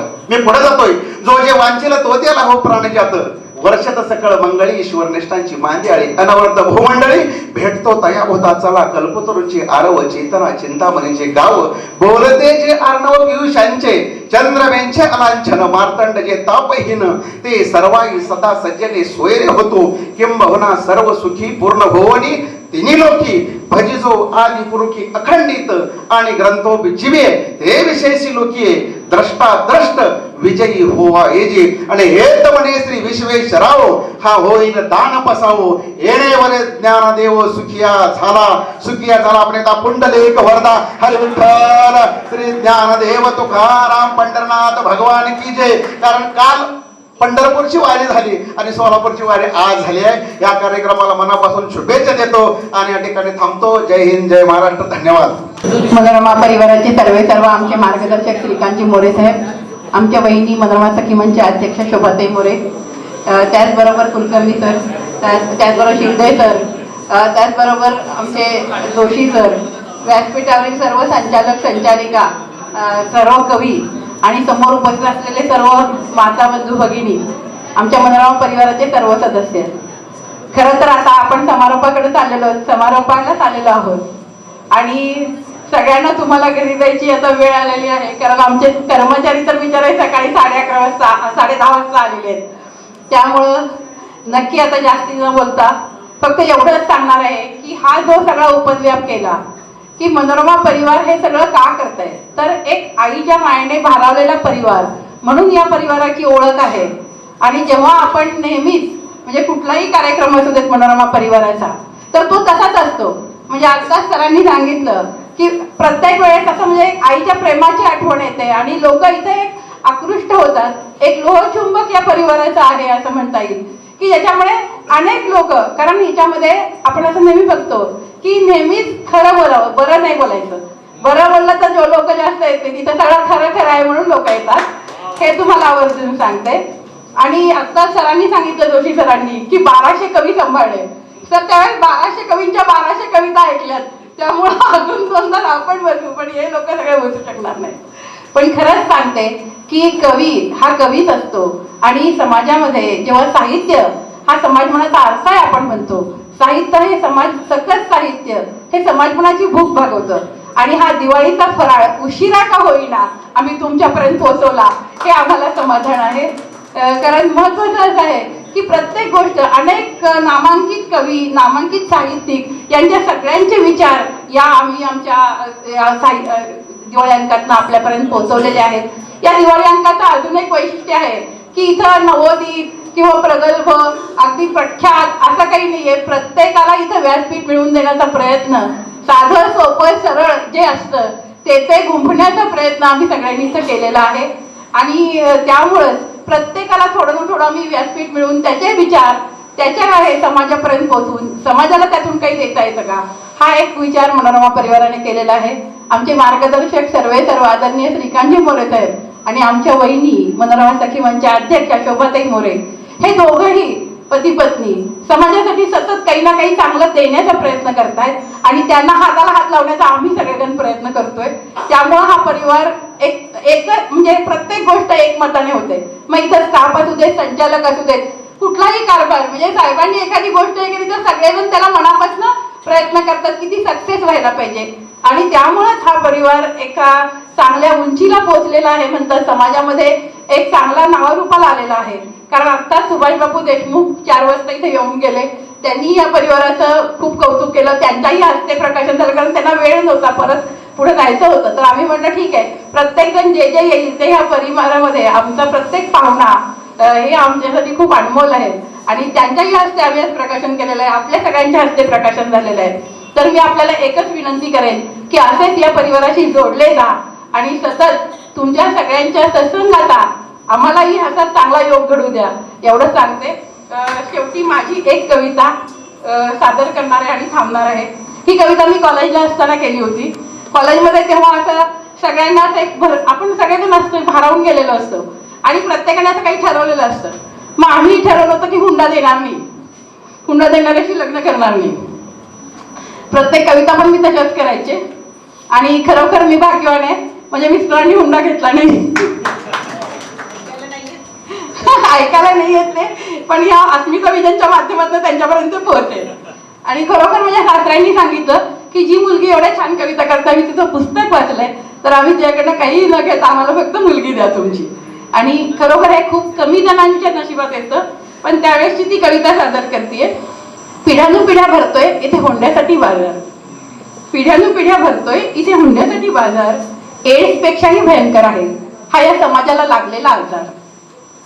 यानं भ्याड लाचार आणि षंड बनलाय या देशातला तरुण, यानं भ्याड लाचार आणि षंड बनलाय या देशातला तरुण, हुंड्यासाठी स्वत्व विकतो इतकी अवस्था याची दारुण. या रोगानेच पछाडलेले इथे सगळे महारोगी, या रोगानेच पछाडलेले इथे सगळे महारोगी, औषधाला सुद्धा आता सापडेना निरोगी. तरीही अजून जळला नाही इथल्या चांगुलपणावरील विश्वास, परिवर्तन घडवणारा एक तरी असेल एवढी आहे अजून आस. नाही मागत ऐश्वर्यधन, नाही मागत ऐश्वर्यधन, पाहिजे फक्त एक निरोगी मन. वाटतं ही दुष्ट रूढी झुगारून मज नेणारा तू असावा, तडफदार तुझ्या बाहूंचा सांग देशील ना विसावा, सांग देशील ना विसावा. आणि सोलापूरची साहित्य परंपरा या दोघांमार्फत उभ्या महाराष्ट्राच्या कानाकोपऱ्यामध्ये जाते. आता ते जिथं जिथं जातात तिथं सोलापूरची साहित्य परंपरा ही त्या ठिकाणी निश्चित चर्चा होते. आणि म्हणून आवर्जून या दिवाळी अंकाच्या कार्यक्रमासाठी आपण सगळ्यांसाठी खास पंढरपूर इथं आलेले आहेत. दत्ता भोसलेंच्या खरं म्हणजे मोरे साहेब हे आमच्या पंढरपूरचं रत्न आहे आणि पंढरपूरचं आमच्या भूषण सोलापूरकरांना दिलेलं आहे, त्याचा मला अभिमान आहे. आणि मोरे साहेब म्हणूनच मी या ठिकाणी एकतर म्हणजे सावित्री, सरस्वती आणि लक्ष्मी ज्या कुटुंबामध्ये एकत्र नांदते असं कधी घडत नाही, पण ज्या कुटुंबामध्ये सावित्री, सरस्वती आणि लक्ष्मी एका ठिकाणी नांदते त्या कुटुंबाच्या सहवासात राहणं सुद्धा माझ्या दृष्टिकोनातून भाग्याची गोष्ट आहे. आणि म्हणून मी वारंवार मोरे साहेब तुम्ही फोन केल्याबरोबर या कार्यक्रमाला येत असतो आणि आजही या ठिकाणी आलेलो आहे. खरं म्हणजे आपल्या भारताची संस्कृतीमध्ये अनेक गोष्टी ही जी आपण जे आता बसलेली सगळी पिढी आहे या पिढीनं अलीकडच्या काळामध्ये इतके बदल पाहिले आहेत. मला वाटतं यापूर्वीच्या पिढीने काही बदल पाहिले नाहीत आणि नंतरच्या पिढ्यांना पण एवढे बदल पाहता येणार नाहीत. इतके बदल आपण आता या पिढीनं पाहिलेले आहेत. आपल्या बऱ्याच संस्कृतीतल्या गोष्टी नष्ट होत चाललेल्या आहेत, जुन्या गोष्टी परंपरे नष्ट होत चाललेल्या आहेत. त्याच्यामध्ये हा दिवाळी अंकाचा सुद्धा मला वाटायचा पूर्वीच्या काळी, आता व्यावसायिक दृष्टिकोनातून पाहिलं तर दिवाळी अंक खूप पुष्कळ निघतात, 500च्या वरचा आकडा आहे, 500-550 अंक दिवाळी महाराष्ट्रात निघतात. परंतु दर्जेदार अंक जर पाहिले आपण महाराष्ट्रामधले तर अतिशय मोजके अंक दर्जेदार ज्याची नावं घ्यावीत आणि ते विकत घ्यावेत अशा अंक महाराष्ट्रामध्ये मोजके निघतात. आता त्यामध्ये मला वाटतं निश्चितपणानं आपला मनोरमाचा दिवाळी अंक त्या नावाजलेल्या अंकामध्ये समाविष्ट झाल्याशिवाय राहणार नाही याची मला खात्री आहे. कारण मोरे साहेबांचा स्वभाव असा आहे, तर रत्नसारखे आहेत, कारण आर्थिक व्यवहार सांभाळणारे, प्रशासनात काम करणारे असताना सुद्धा साहित्य क्षेत्राला मनापासून सहकार्य, राजाश्रय असल्याशिवाय साहित्य क्षेत्र किंवा कुठलंही कला क्षेत्र असेल, साहित्य क्षेत्र असेल, पुढे जात नाही. तुम्हाला सर्वांना मी मुद्दाम विनंती करणार, आम्ही साहित्य परिषद, महाराष्ट्र साहित्य परिषदेवर काम करतोय पुण्याच्या, त्यावेळेस तुम्ही या पूर्वीची साहित्य परिषद पुण्यामध्ये इमारत आहे मोरे साहेब, आणि या इमारतीमध्ये गेली कित्येक वर्ष लोकमान्य टिळकांच्या काळात स्थापन झाली, त्यांच्या उपस्थित स्थापन झालेली संस्था आहे. 113-14 वर्षी संस्था आहे. या संस्थेची इमारत 4 मजली इमारत पुण्यामध्ये होती. परंतु आम्ही आता या नवीन कार्यकारिणीनं परिवर्तन पॅनल आम्ही जेव्हा निवडून आलो या संस्थेवरती आणि काम करायला सुरुवात केली, तर पहिल्यांदा परिवर्तनाचं पाऊल होतं रावसाहेब कसबेला आम्ही अध्यक्ष केलं साहित्य परिषदेचं. सामाजिक समता त्यामध्ये आणण्याचा प्रयत्न केला. त्यानंतर सगळ्या पुण्यातल्या धनिकांच्या सहकार्यानं आज आपण जवळजवळ त्या साहित्य परिषद इमारत जर आपण पाहिली, साहित्य परिषद पाहिली, तर जवळजवळ 1.5 कोटी रुपये आम्ही 1.5 ते 2 कोटी रुपये खर्च करून आता त्या साहित्य परिषदेमध्ये येणाऱ्या साहित्यिकांना प्रसन्न वाटावं. ग्रंथालयाची इमारत ग्रंथालय अतिशय सुसज्ज अशा प्रकारचे केलेलं आहे, इमारत अतिशय सुसज्ज केलेला आहे. तिथला जो सभागृह होतं त्या सभागृहामध्ये सुद्धा आपण चांगल्या प्रकारे साऊंड प्रूफ, AC असलेलं सभागृह, कधी कार्यक्रम दिवसातून 4-4 कार्यक्रम होतील अशा प्रकारे सभागृह, टेरेसवरती सभागृह, अशा प्रकारे अतिशय चांगल्या प्रकारचं साहित्य परिषद. तुम्हाला सगळ्यांना मी निमंत्रण एवढ्यासाठी देतोय की तुम्ही साहित्य परिषदेचं काम बघायला पुण्याला निश्चितपणाने यावं आणि ते साहित्य परिषद कार्यालय आपण बघावं. अशा प्रकारे त्याचबरोबर या दिवाळी अंकासाठी मी पाहिलंय मोरे साहेबांनी जी माणसं निर्माण तयार केलेली आहेत, त्यांच्या सहवासात जी माणसं तयार झालेली आहेत, ही नवीन माणसं, आता सुनील पाटील असतील किंवा अजय मोरे असतील किंवा त्यांच्या बरोबर सहकारी असतील, त्यांची जी धडपड आहे या अंकासाठी, 15 दिवसामध्ये निर्णय होतो आणि 15 दिवसाचा अंक येतो ही साधी गोष्ट नाही. आपल्यासारख्याला अतिशय निश्चितपणानं हा एक आदर्श आपल्या समोर आहे की कमी कालावधीमध्ये एवढा चांगला अंक प्रकाशित करणं. साहित्यिकांनी जवळ 150-200 साहित्यिक या अंकामध्ये समाविष्ट केलेले आहेत. जुन्यांना समाविष्ट करून घेणं, त्यांचे लेख यामध्ये घेणं आणि नवोदितांना याच्यामध्ये समाविष्ट करून घेणं अतिशय अवघड गोष्ट आहे. ही गोष्ट सगळा समन्वय साधून हा दिवाळी अंक अतिशय सुंदर तयार केलेला आहे. आणि मग अरविंद साहेब म्हणले की कवींचा आम्ही तिरस्कार करतो. आपलं साहित्यच मुळात मोरे साहेब कवितेतून जन्माला आलेलं आहे. आपलं साहित्य, आपले जर सगळे ग्रंथ जर आपण पाहिले, सुरुवातीचं साहित्य जर पाहिलं आपण, तर हे कवितेतून झाले. महाभारत घ्या, रामायण घ्या, हे काव्यच आहे. भाषा असू मुख्या मुद्रा दिव्या गिरवाण भारती ततोपि मुद्र काव्यम तस्मादपि सुभाषितम. आपण भाषेमध्ये सगळ्या भाषेत कुठली भाषा श्रेष्ठ असेल तर संस्कृत भाषा श्रेष्ठ आहे, आणि त्यातल्या त्यात पुन्हा काव्य श्रेष्ठ आहे, आणि काव्यामध्ये सुभाषित श्रेष्ठ असं सुभाषितकारानं म्हटलेलं आहे.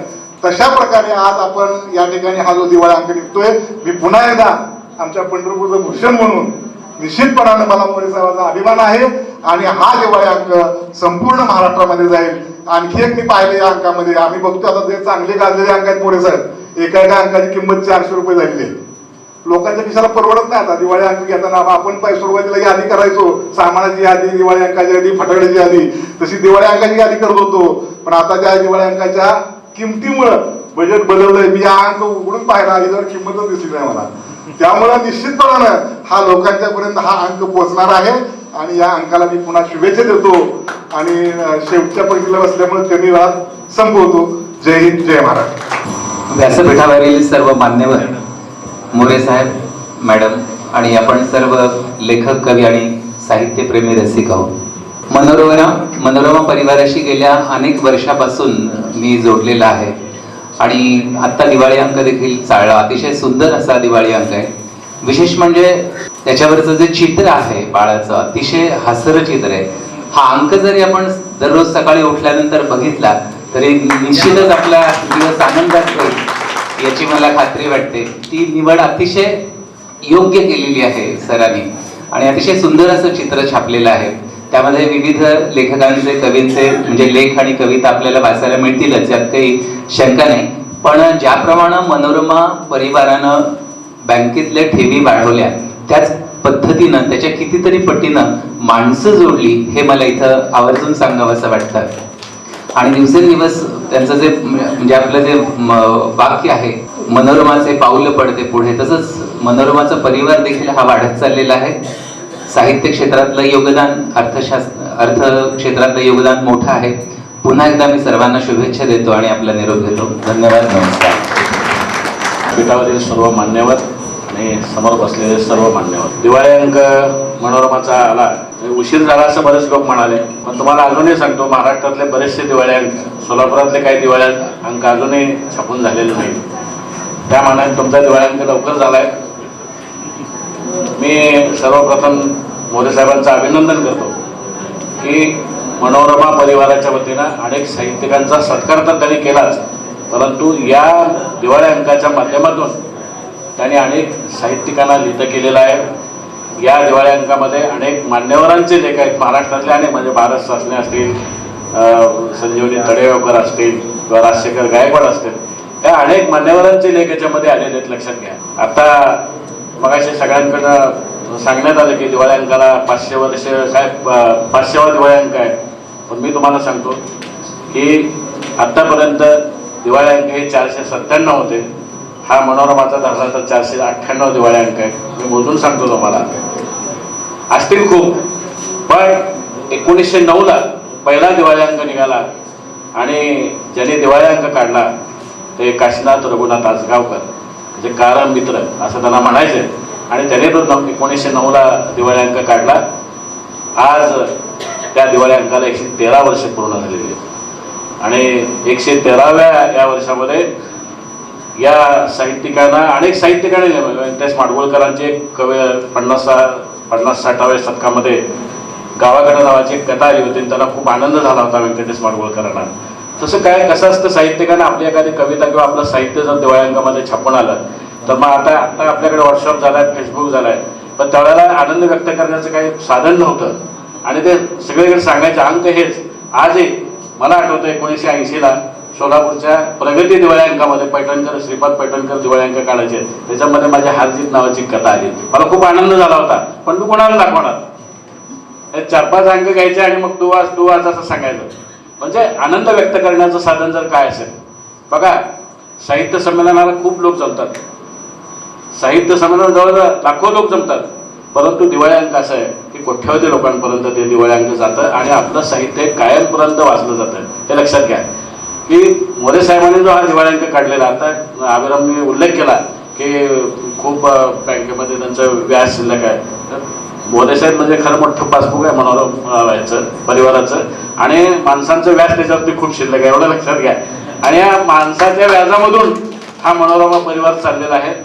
अतिशय मला मोरे साहेबांना विनंती करायची की पुढच्या वर्षी तर दिवाळी अंक लवकर निघालेच, परंतु असा एक दर्जेदार अंक तो बाजारात यावा अशी मी त्यांना विनंती करेन. तो स्टॉलवर दिसला पाहिजे. म्हणजे मला असं म्हणायचं नाही त्यांनी विकण्यासाठी अंक काढलेले नाही, परिवारासाठी जरी अंक काढलेला असेल, साहित्यिकांसाठी अंक काढला, पण हा दर्जेदार अंक सुद्धा बाहेर नागरिकांच्या पुढे आला पाहिजे अशी त्यांना विनंती करेन. दुसरं म्हणजे हा अंक काढत असताना अगदी कमी वेळेमध्ये हा अंक काढलेला आहे.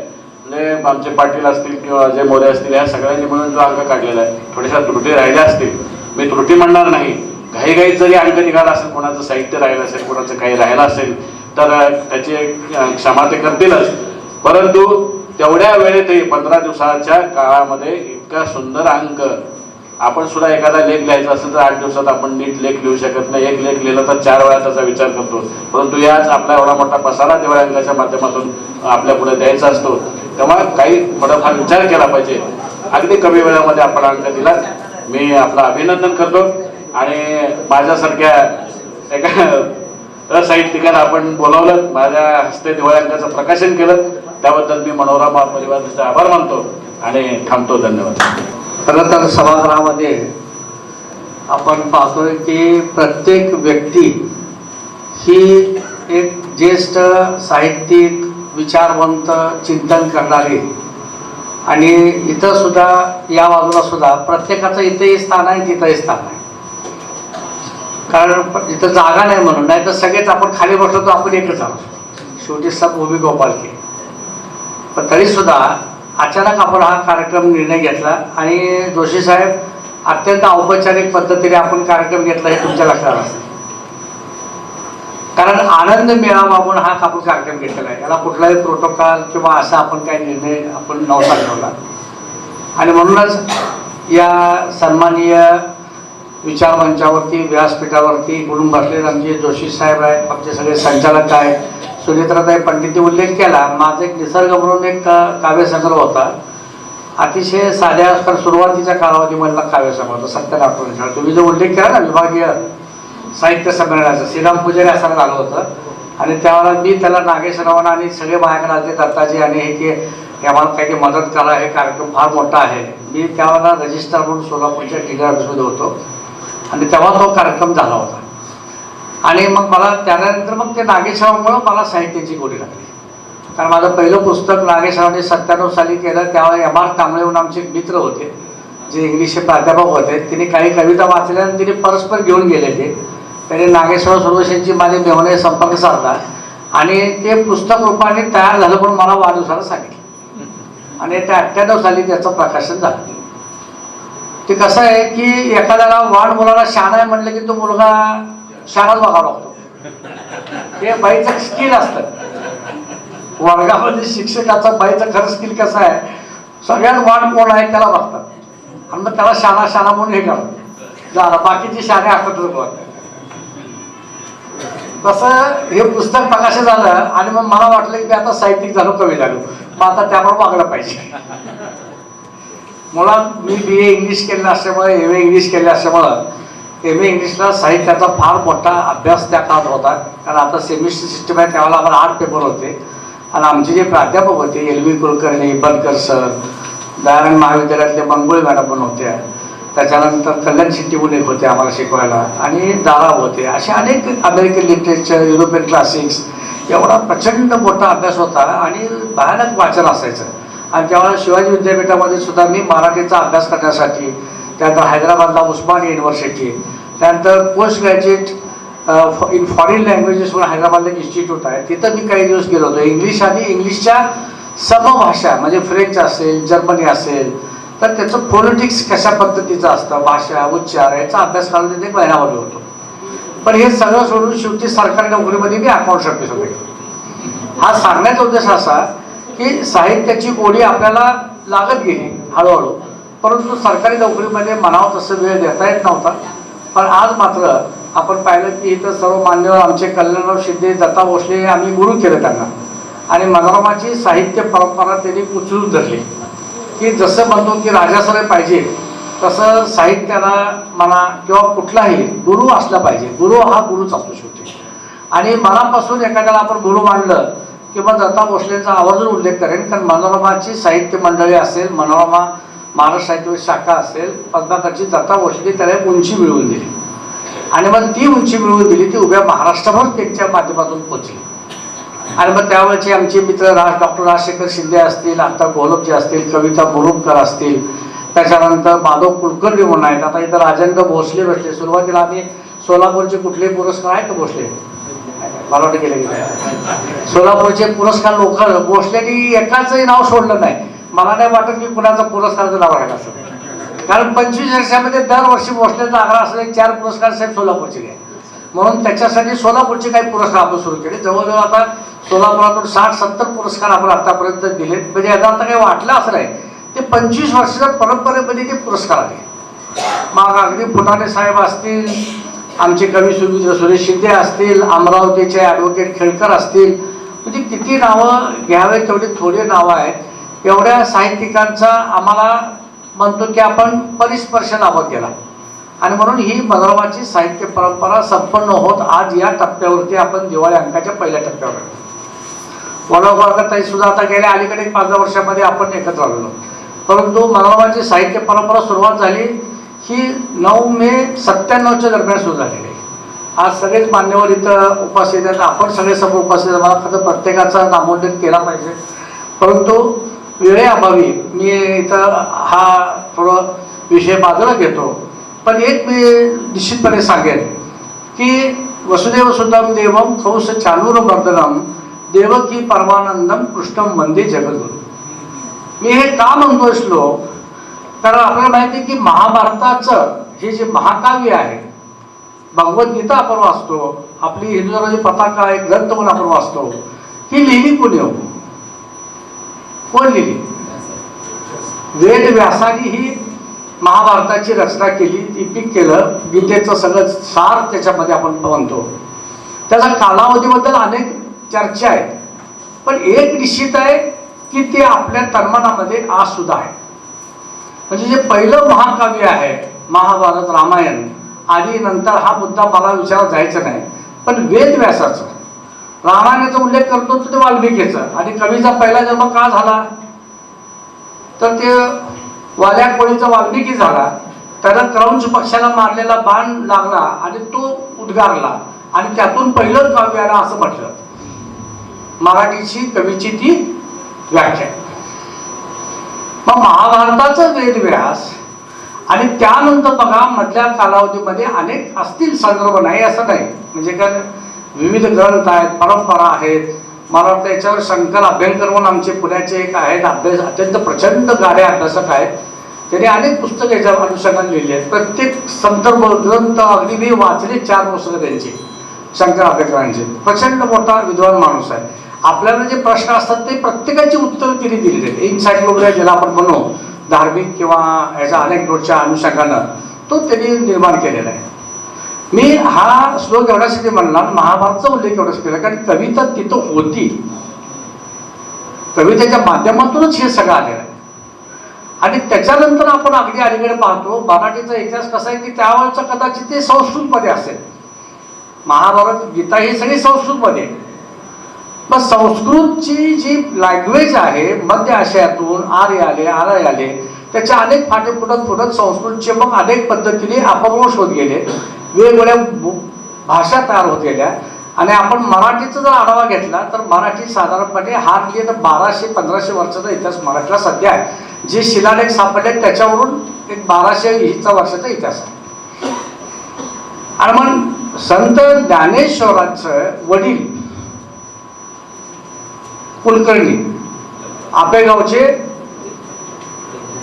विठ्ठलपंत कुलकर्णी, आणि त्यांनी जे या अनुषंगाने लिखाण केलं आणि खऱ्या अर्थानं आपल्याला मराठी प्रचलित झाली ती भावार्थ दीपिका या ग्रंथामुळं.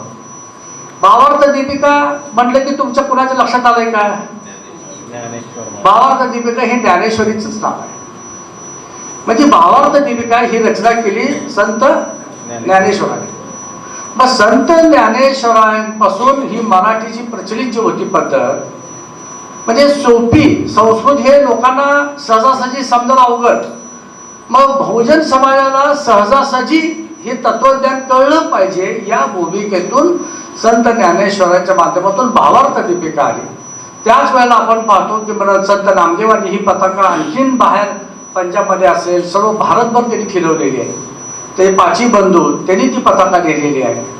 आणि मग हे जे मराठीचं काव्यमय रूप आहे हे पुढं आपण पाहतो की मध्ये अनेक वर्ष त्यामध्ये खंड पडलेले आहे. मध्ययुगीन कालावधीमध्ये कदाचित त्याचा फारसा उल्लेख नाही. आपण म्हणतो अंधार युग होतं. अल्लाउद्दीन खिलजी आले, देवराचं साम्राज्य संपवलं आणि मग पुढं आलं. आणि मग ते परत पुनर्जीवन केव्हा झालेलं आहे? परत पुनर्जीवन झालंय ते शिवाजी महाराजांच्या ज्या वेळेला त्यांच्या या स्वराज्याची स्थापना झाली त्यावेळेला संत तुकोबाराय जगद्गुरू यांच्या माध्यमातून असेल त्यावेळची संत परंपरा आपण पाहतोय महाराष्ट्राची ही पुढे उभारलेली आहे. ज्ञानेश्वरांनी 1290 मध्ये लिहिलेलं आहे. संत तुकारामाचं जर तुम्ही म्हटलं तर अगदी 1608 मध्ये त्यांचा जन्म झालेला आहे आणि 1650 पर्यंत होते. फक्त 42 वर्षाचा आहे तो संत तुकारामांना होतं, तरी त्यांनी 5000 रचना करून ठेवल्या. ज्ञानेश्वरांचं त्यापेक्षा कठीण परिस्थिती आहे. 1275चा जन्म आहे, 1290च्या दरम्यान म्हणजे हार्डली 15 वर्षामध्ये त्यांनी तो भावार्थ दीपिका ग्रंथ लिहिलेला आहे. आणि 21व्या वर्षी त्यांना संजीवन समाधी घ्यावी लागली. बघा 21व्या वर्षामध्ये म्हणजे जे संत असतात महात्मे असतात त्यांचं कार्य जे आहे ते कमी वेळ जरी असलं तरी जीवन किती जगला यापेक्षा कसा जगला काय विचार सोडले ह्याला जीवनामध्ये महत्व. आणि म्हणून आपण पाहतो की स्वामी विवेकानंद सुद्धा अत्यंत कमी आयुष्य त्यांना मिळालं, पण या कमी आयुष्यामध्ये त्यांनी जो संपूर्ण प्रभाव या भारतवर्षावर सोडलेला आहे तो आपण आजही स्वामी विवेकानंद हे नाव घेतलं तरी आपल्याला स्फुल्लिंग चढल्याशिवाय राहतो. आणि म्हणून साहित्याची सेवा करणं साहित्य परंपरेचा पाईक होणं, साहित्याच्या पालखीचा आपण भुई होणं, ह्याच्यापेक्षा दुसरं श्रेष्ठ कार्य या जगामध्ये दुसरं कुठलंही नाही. साहित्यातून जीवनाचे कुठलेही प्रश्न सुटू शकतात या मताचा मी आहे. असं जगातला कुठलाच प्रश्न नाही की तो साहित्याच्या माध्यमातून सुटत नाही. फक्त आपल्याला त्याच्यासाठी चिंतन करावं लागतं. नेहमी असं म्हणलं जातं की बाहेरून ओतलेल्या पाण्याने काही विहीर भरत नाही, आतून जिवंत झाला लागतो. तसं तुम्हाला चिंतन भरण करता आलं पाहिजे. मी कालच एका ठिकाणी बोललो की माझ्यात ब्रह्म आहे, त्या ब्रह्माला जागृत करण्यासाठी अहम ब्रह्मास्मी ही आमची भूमिका आहे. तर त्याच्यासाठी म्हणून साहित्य तुम्हाला निश्चितपणे उपयोगी पडतं. आणि असे अनेक दाखले आहेत, मी अनेक वेळेच्या घेणार नाही. एवढंच सांगेन की हा जो साहित्य प्रपंच आहे हा मनोरमाच्या या दिवाळी अंकापर्यंत आपण येत असताना याला दर्जेदार करण्याचा निश्चितपणे प्रयत्न भविष्यामध्ये आपल्याला करावा लागेल. आणि दर्जेदार हा तर अत्युत्कृष्ट अंक आहे असं माझं स्वतःचं प्रामाणिक मत आहे. कारण यातले लेख जर वाचले, माया पाटील असतील, शेखर गायकवाड आमचे असतील, साहित्याच्या अनुषंगानं त्याचप्रमाणे काही ऐतिहासिक लेख याच्यामध्ये आहेत. कविता सगळे नामवंतच आहेत. कारण प्रत्येक कवीची कविता ही आतून आलेली उर्मी असते. त्यामुळे त्या कवीला आपण संत परंपरेमध्ये गोविंद काळे कुणाला नावं ठेवते, लहान थोर मोठा ही आमची भक्तिभाव आहे. ते 95 वर्षाचा माणूस काय आणि 5 वर्षाचा मुलगा काय, दोघांमध्ये आत्मा परमेश्वर सारखा आहे. ही आमची वारकरी संप्रदायाची परंपरा आहे. आणि ही परंपरा महाराष्ट्राच्या मराठी साहित्याला मिळालेली फार मोठी देणगी, एक नैतिक अधिष्ठान आहे. आणि म्हणून या दिवाळी अंकाच्या माध्यमातून आपल्यासमोर येताना मी एक 15 दिवस आधी निर्णय घेतला. जोशी साहेब दरवर्षी आम्ही अंदाज घेत होतो. आमच्या अस्मिताला तर ही फार वाईट सवय आहे की ह्याला जाहिरात द्या, त्याला जाहिरात द्या, त्याला जाहिरात द्या, त्याला जाहिरात द्या. आम्ही आकडा काढला. मी म्हटलं अरे 2.5 लाख रुपयाची जाहिराती आपल्या जातात बोललं. आणि हक्काने जाहिराती नाही, कुणाला म्हणायचंच नाही ना. पण नाही म्हणलं की वाईट वाटतं. मग ह्याला 5,000 द्या, मग ह्याला 10,000 द्या. दोन की जाहिरातीचे आकडे काढल्यानंतर मी म्हटलं की आपलाच काम का नको, आपण सांगू सगळ्यांना की आम्ही जाहिरात देत नाही. यावर्षी आमचा अंक आम्ही काढलेला आहे. आणि यावर्षी आम्ही तो टाळलं, एकही जाहिरात दिली. आणि मग त्यापेक्षा निम्म्या किमतीमध्ये हा अंक तयार झाला. सुरुवातीला मुंबईमधून आम्हाला काही प्रस्ताव आले होते की हा अंक आम्ही करून देतो, आमच्याकडे प्रोफेशनल पद्धत आहे, तुम्ही माहिती पाठवा, अमुक करा तमुक करा, करू. त्याच्यानंतर मी बेळगाव तरुण भारत संवादची आमची चर्चा झाली. त्यांनी पण मला कोटेशन दिलं, सगळं फायनल केलं. पण आम्ही विचार केला की आम्ही सोलापूरच्या विकासाचा विचार करतो, सोलापूरच्या अर्थकारणाचा विचार करतो, त्याच्यावर अनेक भाषण चर्चा, सध्या तर काय काय चालू हे सगळ्याला माहिती. त्याविषयी मी बोलणार नाही. पण म्हटलं आपल्याच इथं अंक काय नको, का होणार नाही. आणि मग मी प्रयत्न करायला लागलो. आणि आमचे मित्र इथं आहेत का बोरगावकर गेले पत्रकार. मी जरा सहज फोन केला की मला आणि सोलापूरमध्ये कुठले कुठले प्रेस पडलं छापायचं काम करू शकतात, चांगलं बघा कुठला चांगला आहे.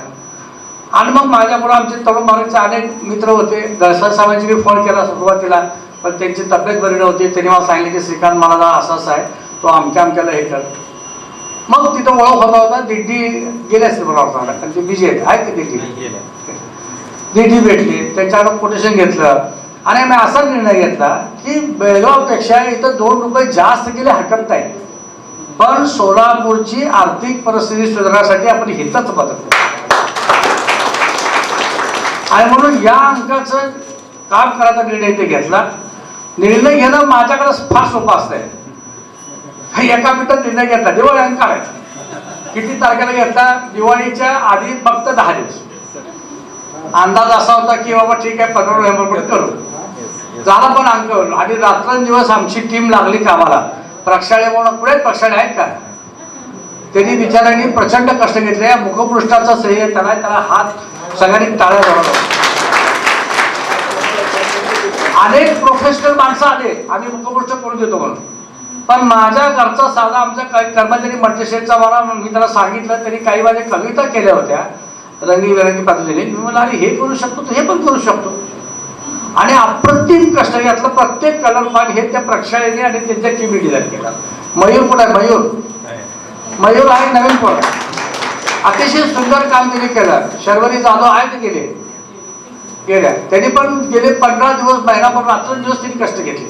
मग बाकी तर आहेत, सुनील पाटील आहे, अजय मोरे, संपादक मंडळ आमचा फार मोठा आहे, सीओ मॅडम आहेत का गेले. 50 एक माणसं तर ह्याच्यामध्ये आहेत. प्रत्येकाने थोडंफार कष्ट घेतलेलं आहे. कारण वाचणं आणि ते कानावर पडणं हे सुद्धा कष्टच आहे की.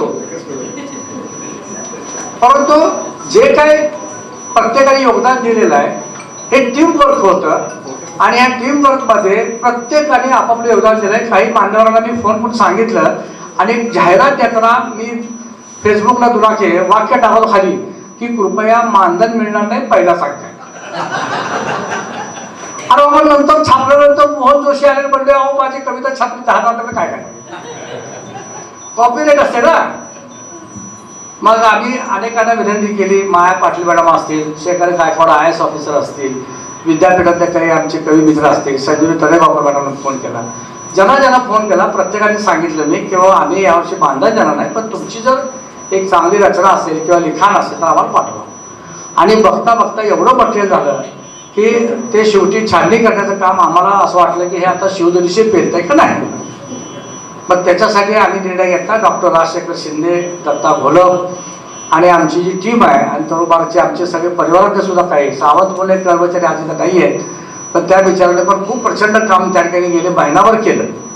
कसं आहे की आपण अंकाचं प्रकाशन करत असताना साहित्य करायला फार सोपं आहे, पण त्या साहित्याची काही विरळी पण करायला पाहिजे, काही छाननी करावं लागते. आजकाल पाहतोय प्रचंड वादविवाद सध्या समाजामध्ये होतात. चुकून एखादा शब्द गेला पण जेवढी काळजी घेता येईल तेवढी जास्तीत जास्त काळजी घ्या. संपादकाला म्हणता येईल की मी याच्याशी सहमत असणार नाही, ते फार सोपं आहे, पण ते मुळात येऊच नये त्याच्यासाठी सुद्धा जोशी साहेब याचे तज्ज्ञ आहेत.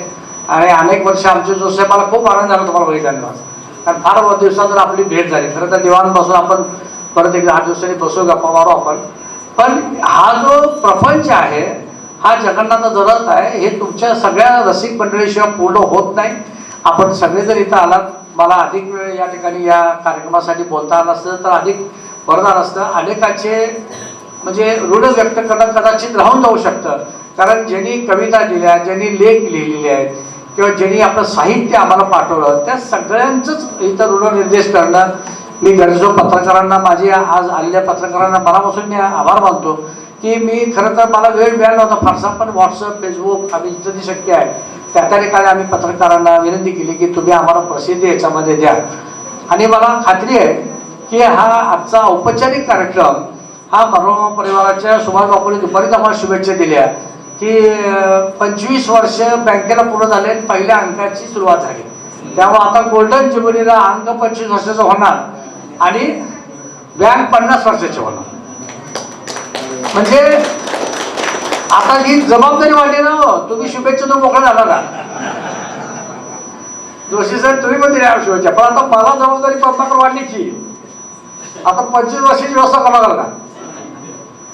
कारण असं आहे की एखाद्या कुठली गोष्ट आपण सातत्याने ठेवली तर त्याचं पुढं वटवृक्ष होतो.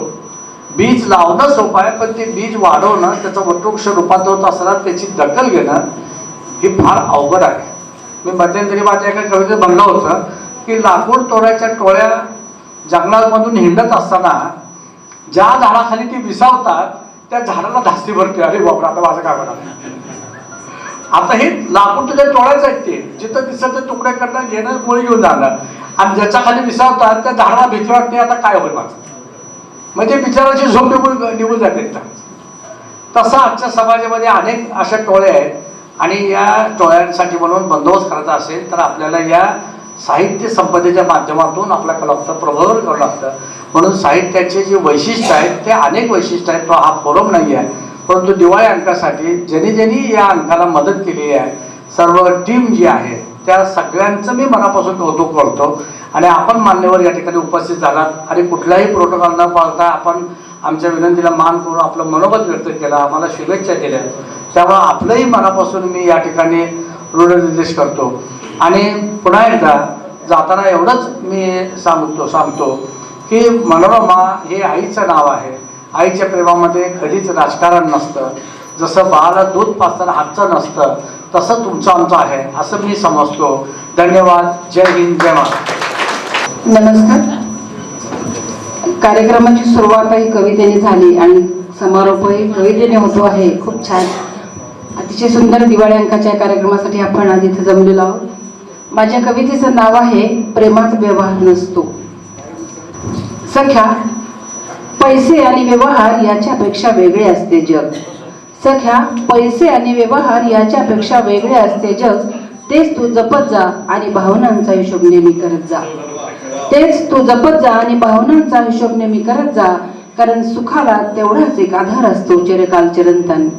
कारण सुखाला तेवढाच एक आधार असतो चिरकाल चिरंतन. बाकी असते तात्पुरती सजावट. बाकी असते तात्पुरती सजावट. आत वेदनेचे काहूर आणि वर लावून चंदनाचा लेप सुगंधी होत नाही आयुष्य. आत वेदनेची काहूर आणि वर लावून चंदनाचा लेप सुगंधी होत नाही आयुष्य. त्यासाठी चंदनासारखे झिजावे लागते. त्यासाठी चंदनासारखे झिजावे लागते आणि उमलून न्यावे लागते पूर्णता फुलांसारखे. आणि उमलून न्यावे लागते पूर्णता फुलांसारखे. तेव्हाच प्रेमाचा रंग खुलत जातो. तेव्हाच प्रेमाचा रंग खुलत जातो तळहातावरच्या मेहंदीसारखा. तेव्हाच प्रेमाचा रंग खुलत जातो तळहातावरच्या मेहंदीसारखा. तळहातावरच्या मेहंदीसारखा. धन्यवाद. आणि हे मनोरमा पर्यावरती असणारं जे प्रेम आहे त्या अर्थाचीच ही एक कविता आहे. धन्यवाद. विश्वात्मके देवी येणे वाक्यज्ञ पुरुषावे दोषोनी मजल्याने पसायदा नये. जे कांची व्यंकटी सांडो तया सत्कर्मी रती वाढो. भूता परस्परे पडो मैत्र जीवांचे दुरितांचे तिमिर जावो. विश्वधर्म सूर्य पाहो जो जे मानशील तो ते लावो. प्राणिजात वर्षात सकळ मंगळी ईश्वर निशांची मांदियाळी. अनावरत भो मंडळी भेटो तया मुदा. चला कल्पतरुचे आरव शेखरा चिंतामणीचे गाव. बोलते जे अर्णव पियुषांचे चंद्रमेचे अलांछन. मार्तंड जे तापहीन हे सर्वाई सदा सज्जन. सोयरे होतो किंबहुना सर्व सुखी पूर्ण हो नित्य भजिलो आदि पुरुकी अखंडित. आनंदो जीवे हे विषयी लोके द्रष्टा द्रष्ट विजयी होवारे जी. एक मने श्री विश्वेश्वराओ होईल दान पसाओ. येणेवर ज्ञान देवो सुखिया झाला. येणेवर ज्ञान देवो सुखिया झाला. येणेवर ज्ञान देवो सुखिया झाला. विश्व कल्याण विश्व समृद्धी आणि विश्व